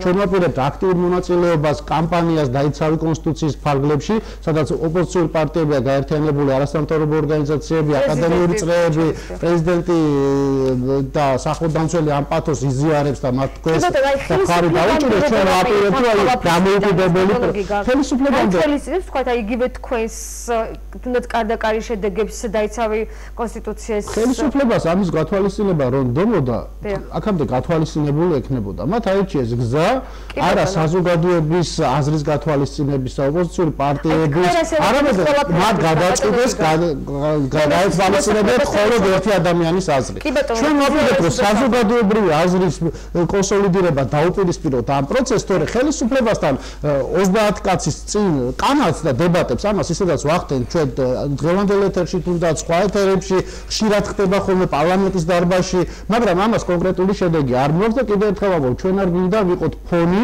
ხელისუფლებისათვის სადაც მათ შექმნან ილუზია რომ ეს კონსტიტუცია რომელიც არის ძალიან ცუდი რომელიც ნამდვილად არ პასუხობს ჩვენი დემოკრატიული განვითარების მოთხოვნებს, მათ თქვა რომ მიიღეს საერთო სახალხო განხილვების დროს, სადაც ოპოზიცია ჩართული იყო, სადაც გათვალისწინებული იყო რაღაც შენიშვნები და ასე შემდეგ. მით უმეტეს რომ ეს კანონპროექტიც, რომელიც კონსტიტუციის პროექტი წარმოდგენილი, ესე ტყიფი აღმოჩნდა. დღეს ოპოზიცია ხელისუფლება ამბობს რომ ხვალ შეიძლება შეიცვალოს და ესე მაჟორიტარული გახდეს. როგორ მეიქცევა პრეზიდენტი იმაზეა დამოკიდებული ხვალ ასიზამენ პირდაპირ წესით დატოვებენ ახლა ამ არჩევნებზე არჩევას თუ არა ისე გაუბრაზდება ბიძინა ივანიშვილი მარგველაშვილს და ეხლავე დასჯის მას და ასე შემდეგ. თქვენი რა აზრია აი ამ ფასში მონაწილეობა? ჩვენ ვფიქრობთ რომ ჩვენ ნამდვილად არ გვაქვს სურვილი რაღაც ფასადი ვიყოთ ხელისუფლების დემოკრატიულობისა, ჩვენ გვინდა ხალხს აუხსნათ, უთხრათ რეალობა რა არის და კიდევ ერთხელ რომ გავაგებინოთ ყველა დეტალი. თუ რა ზიანი შეიძლება მოუტანოს ქვეყანას ესეთი კონსტიტუციის მიღება და მე კონსტიტუციას საუბრობ და ერთ რამეს ვიტყვი, ქუთაისი არ შემიძლია ავთქვა. აუცილებლად უბრალოდ პრეზიდენტის თემა მოწონს. პარლამენტის თემას უმაშევეხო ლამბა. და აუცილებლად დღეს როგორ მოიქცევა პრეზიდენტი პრინციპში დღის ბოლო დასრულებულია დღე. ხვალ ელოდება შეთავაზებას. დღეს ადმინისტრაციამ ოფიციალურ განაცხადი გააკეთა, რომ გიორგი მარგველაშვილს სურს აქტიურად ჩაერთოს აი ამ საყოველთაო განხილვებში. უმრავლესობამ განაცხადა, რომ ხვალ უკვე კონკრეტულ შეთავაზებას გააკეთებენ პრეზიდენტის მისამართი. თქვენ როგორ ფიქრობთ, რეალურად არის თუ არა უმრავლესობა მზად ამ წუთში მარგველაშვილთან ერთად ჩაატაროს ეს განხილვა? და რა სავარაუდოდ რა შეთავაზებას მიიღებს თქვენ? ვერ გეტყვით, ეხლა რა მიზანს ემსახურებოდა პრეზიდენტის განცხადება და რას უპასუხებს სიმართლე გითხრათ, ხელისუფლება ამას არსებითი მნიშვნელობა არ იქნება.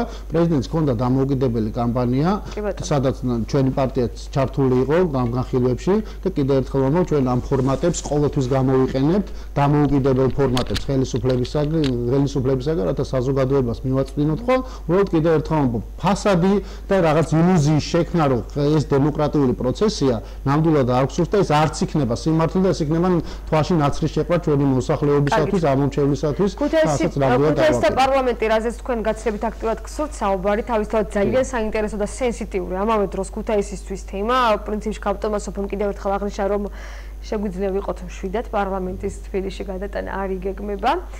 სანამ ჩვენ ვისაუბრებთ, აქცია, რომელიც გუშინ კიდევ ერთხელ აქცია, მოთხოვნით დაიცავი 42 მუხლი, ანუ მიეთითოს ქუთაისი პარლამენტის ადგილსამყოფლად, კიდევ ერთხელ აქცია გუშინ, რომელიც ცენტრალურ მოედანზე სწორედ 2 მაისობის დღესასწაულის პარალელურად გაიმართა.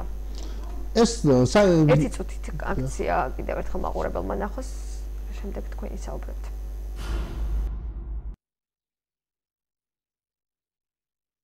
ქუთაისს როგორც ქალაქს აუცილებლად ჭირდება ფუნქცია და ჩვენი აზრით ქუთაისის ფუნქცია უნდა იყოს ორი. პირველი ეს არის ქვეყნის პოლიტიკური დედაქალაქი და მეორე ეს არის ქვეყნის სატრანსპორტო ცენტრი.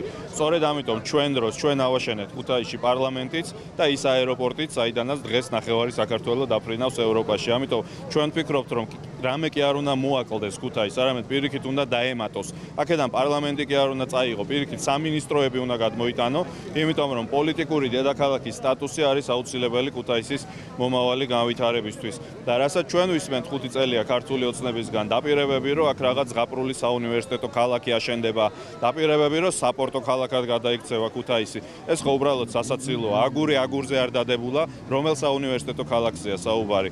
ერთადერთი რაც დღეს ქუთაისში ნამდვილად მუშაობს, გახლავთ აეროპორტი, რომელიც განმეორდებით ჩვენი პროექტი და ჩვენ დროს აშენებულია და პარლამენტი, რომელიც ჩვენ დროს აშენებულია. ამიტომ მომუშავე პროექტის აქედან წაღება და ამით კიდევ უფრო გაუარესება ქალაქის მდგომარეობის ჩვენ მიგვაჩნია აბსოლუტურად მიუღებლად. სამწუხაროდ საქართველოს მოსახლეობა და პირველ რიგში თბილისი და პოლიტიკური სპექტრი ვერ აცნობიერებს ქუთაისის გადარჩენის მნიშვნელობას. თუ ასე გაგრძელდა, ძალიან მალე დასავლეთ საქართველო დაიცლება და საქართველოს გადაიქცევა ქალაქ სახელმწიფოდ და ეს ქალაქ სახელმწიფო იქნება რა თქმა უნდა ქალაქი თბილისი და ქუთაისის გადარჩენა დასავლეთ საქართველოში ქალაქის ბიზიდულობის ცენტრის გადარჩენა ჭირდება არა მარტო ქუთაისელებს, ჭირდება თბილისელებს და ჭირდება სრულიად საქართველოს.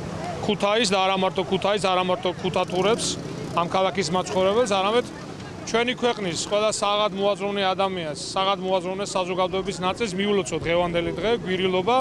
ქუთაისი ეს არის უნიკალური ქალაქი, თავისი თვისობრივი ხასიათით, ტრადიციებით, შინაგანი ბუნებით, მისი ცივილიზაციის და ევროპის მიმართულ ტოლვით, რომელიც ყოველთვის თვალსაჩინო იყო ქუთაისში და დღევანდელი დღესასწაულიც, გვირილობის დღესასწაულიც, რომელიც საუკუნეზე მეტი ხნისა ძალიან ნათელი დასტურია ამის. და მინდა ჩემი იმედი გამოთქვა, რომ მომავალ გვირილობასაც ქუთაისი შეხვდება საპარლამენტო ქალაქის რანგში, მისი საპარლამენტო სტატუსით. კონსტიტუციის ახალი პროექტი და გაქრა ჩანაწერი ქუთაისის როგორც საპარლამენტო ქალაქის, ანუ ადგილსამყოფელი პარლამენტის როგორც დღესწერი აღარ არის პროექტში მოცემული, ეს გვაფიქრებიებს, რომ ისინი ცდილობენ რეგლამენტით დაარეგულირონ ეს საკითხი და პარლამენტი უბრალოდ როგორც შენობა დარჩება ქუთაისს და დროთა განმავლობაში მათი გეგმით ალბათ ამასაც სტატუს შეუძლიან ან რაიმე პროფილს. ძალიან მნიშვნელოვანია სახელმწიფოს ისეთი ინსტიტუცია, როგორც არის საქართველოს პარლამენტი და რომლის ადგილსამყოფელიც კონსტიტუციით განსაზღვრულია ქალაქ ქუთაისში დარჩეს ისე როგორც არის. ასევე ძალიან მნიშვნელოვანი იყო ქუთაისისთვის არა მხოლოდ საქართველოს პარლამენტი, არამედ ბევრი სხვა ფედერალური იქნებოდა ეს თუ აღმასრულებელი ხელისუფლების თუ სასამართლო ხელისუფლების ბევრი სხვა სტრუქტურა გადმოსულიყო ქუთაისში, რადგან ისტორიულადაც, გეოგრაფიულადაც ქუთაისი არის ამ ქვეყნის ცენტრი და ქუთაისი იქნება ჩვენი ქვეყნის გაერთიანების ერთ-ერთი ძირითადი ქვაკუთხედი. მე როგორც რიგითი მოქალაქე უერთები ნებისმიერ ეტაპზე ამ საინიციატივო ჯგუფის მიერ წამოწყებულ ამ კარგ ინიციატივას, რაც შეეხება პარლამენტის დატოვებას ქუთაისში, ჩვენ ნებისმიერ ეტაპზე არგუმენტირებულად სახალხო განხილვების როდესაც დაიწყება დავარწმუნებთ საკონსტიტუციო კომისიის წევრებსაც, თუ რა მნიშვნელობა შეიძლება ჰქონდეს ქუთაისისთვის იმას, რომ ჩვენ ვიყოთ საპარლამენტო ქალაქი და ჰქონდეს ეს სტატუსი და დარჩეთ როგორც ადმინისტრაციული ცენტრი. სამწუხაროდ 2012 წლის შემდეგ იმ ცუდმა მესიჯებმა რეალური შედეგი ვერ მოგვიტანა და ჩვენ ვერ შევდეგით როგორც საპარლამენტო ქალაქი, მაგრამ ამაზე ჩვენ არ ვაპირებთ უარის თქმას და ბოლომდე დავიცავთ კონსტიტუციით მონიჭებულ ამ უფლებას. ჩემი პოზიცია თქვენ იცით ამ საკითხთან დაკავშირებით, მე მქონდა მიუხედავად იმისა, რომ პარლამენტის რეგლამენტის მეოთხე მუხლში არის დაფიქსირებული და ამის ამოღებას არავინ აპირებს, რომ პარლამენტის ადგილსამყოფელი კვლავ იქნება ქუთაისი. მიუხედავად ამისა, მე მაინც მქონდა ესე ვთქვათ წინადადება, რომ პარლამენტის ადგილსამყოფელად დარჩენილიყო ქუთაისიც და თბილისიც. კომისიის უმრავლესობის მხრიდან ეს მოსაზრება არ იქნა გაზიარებული, მაგრამ პრაქტიკულად ეს საკითხის არს არ შეცვლის, იმიტომ რომ პარლამენტი რეგლამენტის მიხედვით კვლავ დარჩება ქუთაისში. ჩვენ ეთერში დავბრუნდით აქცია, რომელიც გუშინ ნორმაისობის დღესასწაულის პარალელურად ქალაქში გაიმართა, ქუთაისი საპარლამენტო დედაქალაქი. ბატონო გიგა, ქუთაისი საპარლამენტო დედაქალაქი, რომელსაც სტატუსს ალბათ სავარაუდოდ მიუხედავად იმისა, რომ უმრავლესობა ამბობს, თქვენ მაინც შიშობთ, მეც მათ შორის, რომ ამ სტატუსს ქალაქი დაკარგავს. რეალურად არის თუ არა საფრთხე ამის ამ წუთში, თუ ფიქრობთ, რომ ამბობენ იმასაც, რომ სანამ ქუთაისლების უმეტესობა არ გადაწყვეტს ამას და სანამ სხვა ფუნქცია არ გეღიმებათ, სანამ სხვა ფუნქცია არ ექნება ქალაქს, ალტერნატივა რომელიც ქუთაისს განავითარებს. მე რაც შეეხება ქუთაისმა სამწუხაროდ თუ ეს კონსტიტუციის პროექტი დამტკიცდა საპარლამენტო დედაქალაქის ფუნქცია უკვე დაკარგული იქნება იურიდიულად, იმიტომ რომ კონსტიტუციაში ეს აღარ იქნება დაფიქსირებული, ეს განსაზღვრული იქნება რეგლამენტით, რომლის შეცვლასაც 76 დეპუტატის მხარდაჭერა ჭირდება და ძალიან მარტივი ერთ დღეში შეიძლება ამის მიღება და შეცვლა. ხელისუფლება ატყუებს როგორც ყოველთვის ქუთაისის მოსახლეობას, ჩემის აზრით და ქალბატონ მოსოფომ თქვა რომ შვიდად უნდა ვიყოთ, იმიტომ რომ ჩვენ დაგვირდითო, დღეს ჩვენ შვიდად უნდა ყოფილიყავით, როდესაც 2012 წელს დაგვირდნენ, რომ ტარიფები განახევრებული იქნებოდა და გაზრდილია ყველა ტარიფი და ახლა გაზიც გაიზრდება. როდესაც გითხრეს რომ ბენზინზე არ შემცირდებოდა ფასები, ძალიან შვიდად უნდა ყოფილიყავით, მაგრამ როგორ ხელოვნურად გააძვირეს საწვავის ფასი აქციზის დამატებით ხელისუფლებამ, ანუ ჩვენ შვიდად ვერ ვიქნებით ერთი მარტივი მიზეზის გამო ხელისუფლება საპირისპიროს აკეთებს ყოველ ყოველთვის, რასაც პირდება საკუთარ ამორჩეველს, ამ შემთხვევაში ქუთაისაც, მე ჩემის აზრით ეს ყველაფერი ემგვანება და მას გააჩნია ერთადერთი მიზანი.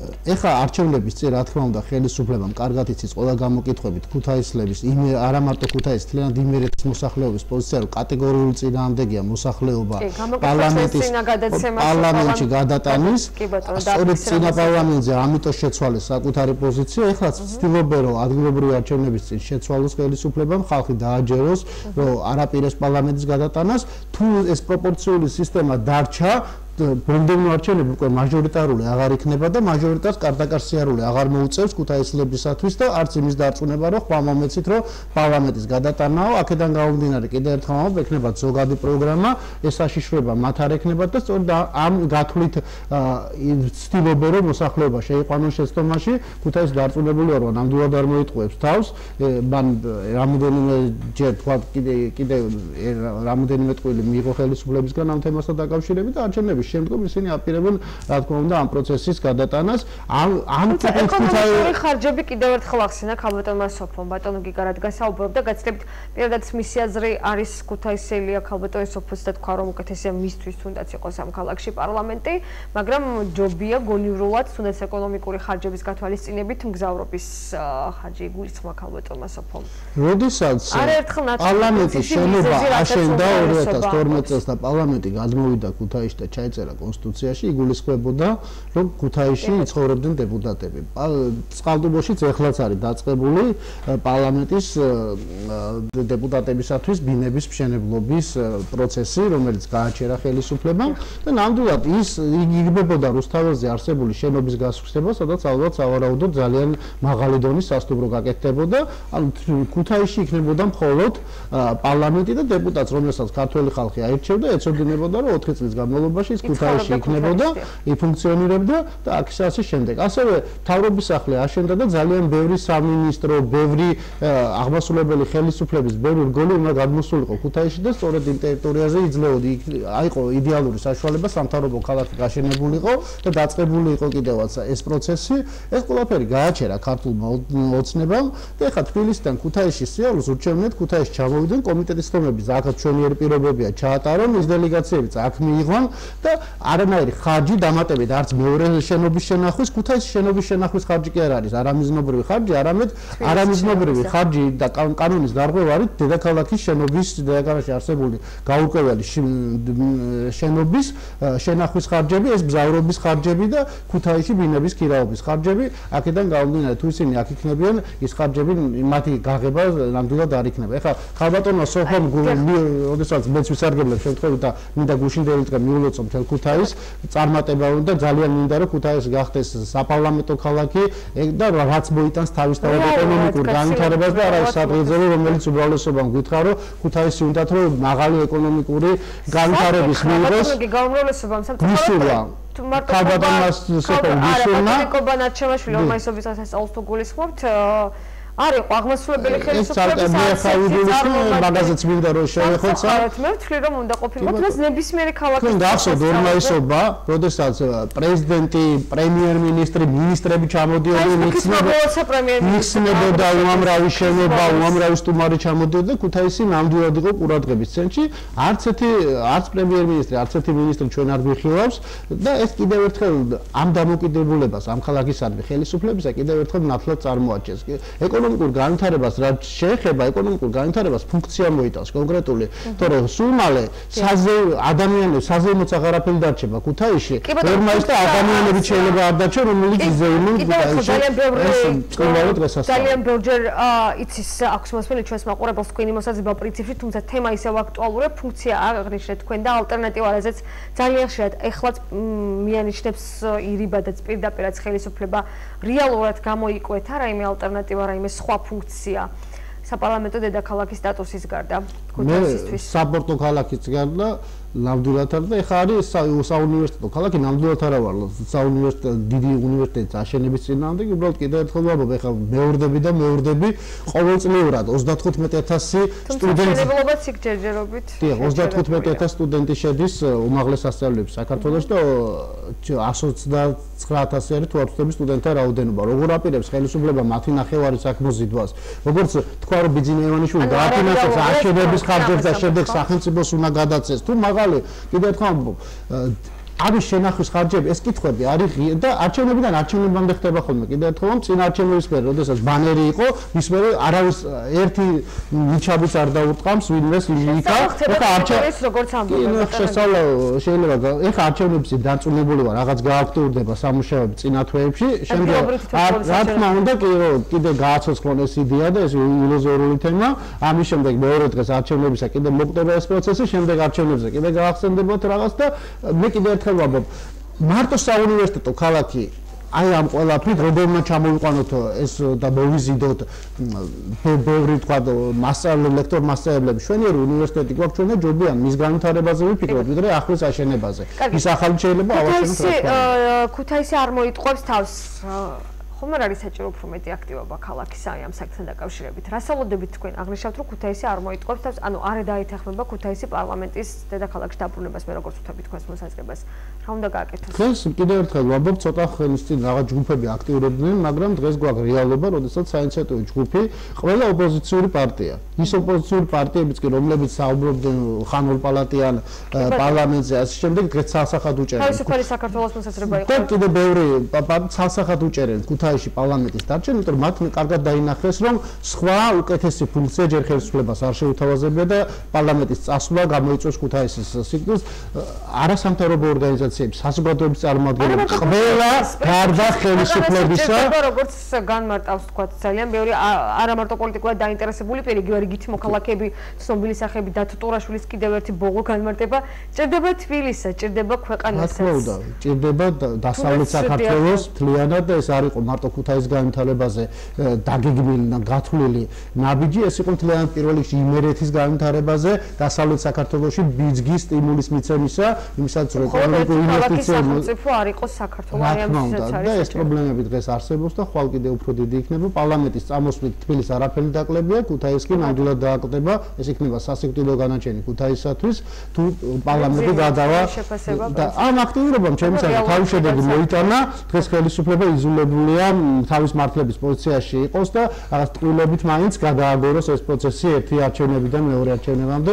სამწუხაროდ კიდევ ერთხელ საჭიროა აუცილებელია ხელისუფლების ცვლილება იმისათვის, რომ ქუთაისში რეალურად იფუნქციონიროს პარლამენტმა, რეალურად გადმოვიდეს სხვა უწყებები და ქუთაისი გახდეს პოლიტიკური და ადმინისტრაციული ცენტრი ჩვენი ქვეყნისა. საჭიროა ცვლილება ხელისუფლების ამბობთ თქვენ პრინციპში ყველა ოპოზიციური პარტია საუბრობს ამაზე და არა მარტო დედაქალაქისათვის. კი ბატონო და არჩევნებსაც ახსენებ ძალიან ბევრჯერ, ძალიან ადრეა ჯერ ახლა ამაზე საუბარი, მაგრამ ზოგადად თუ ელოდებით სერიოზულ გადატეხას, ასე რომ ვთქვათ, ადგილობრივ არჩევნებზე.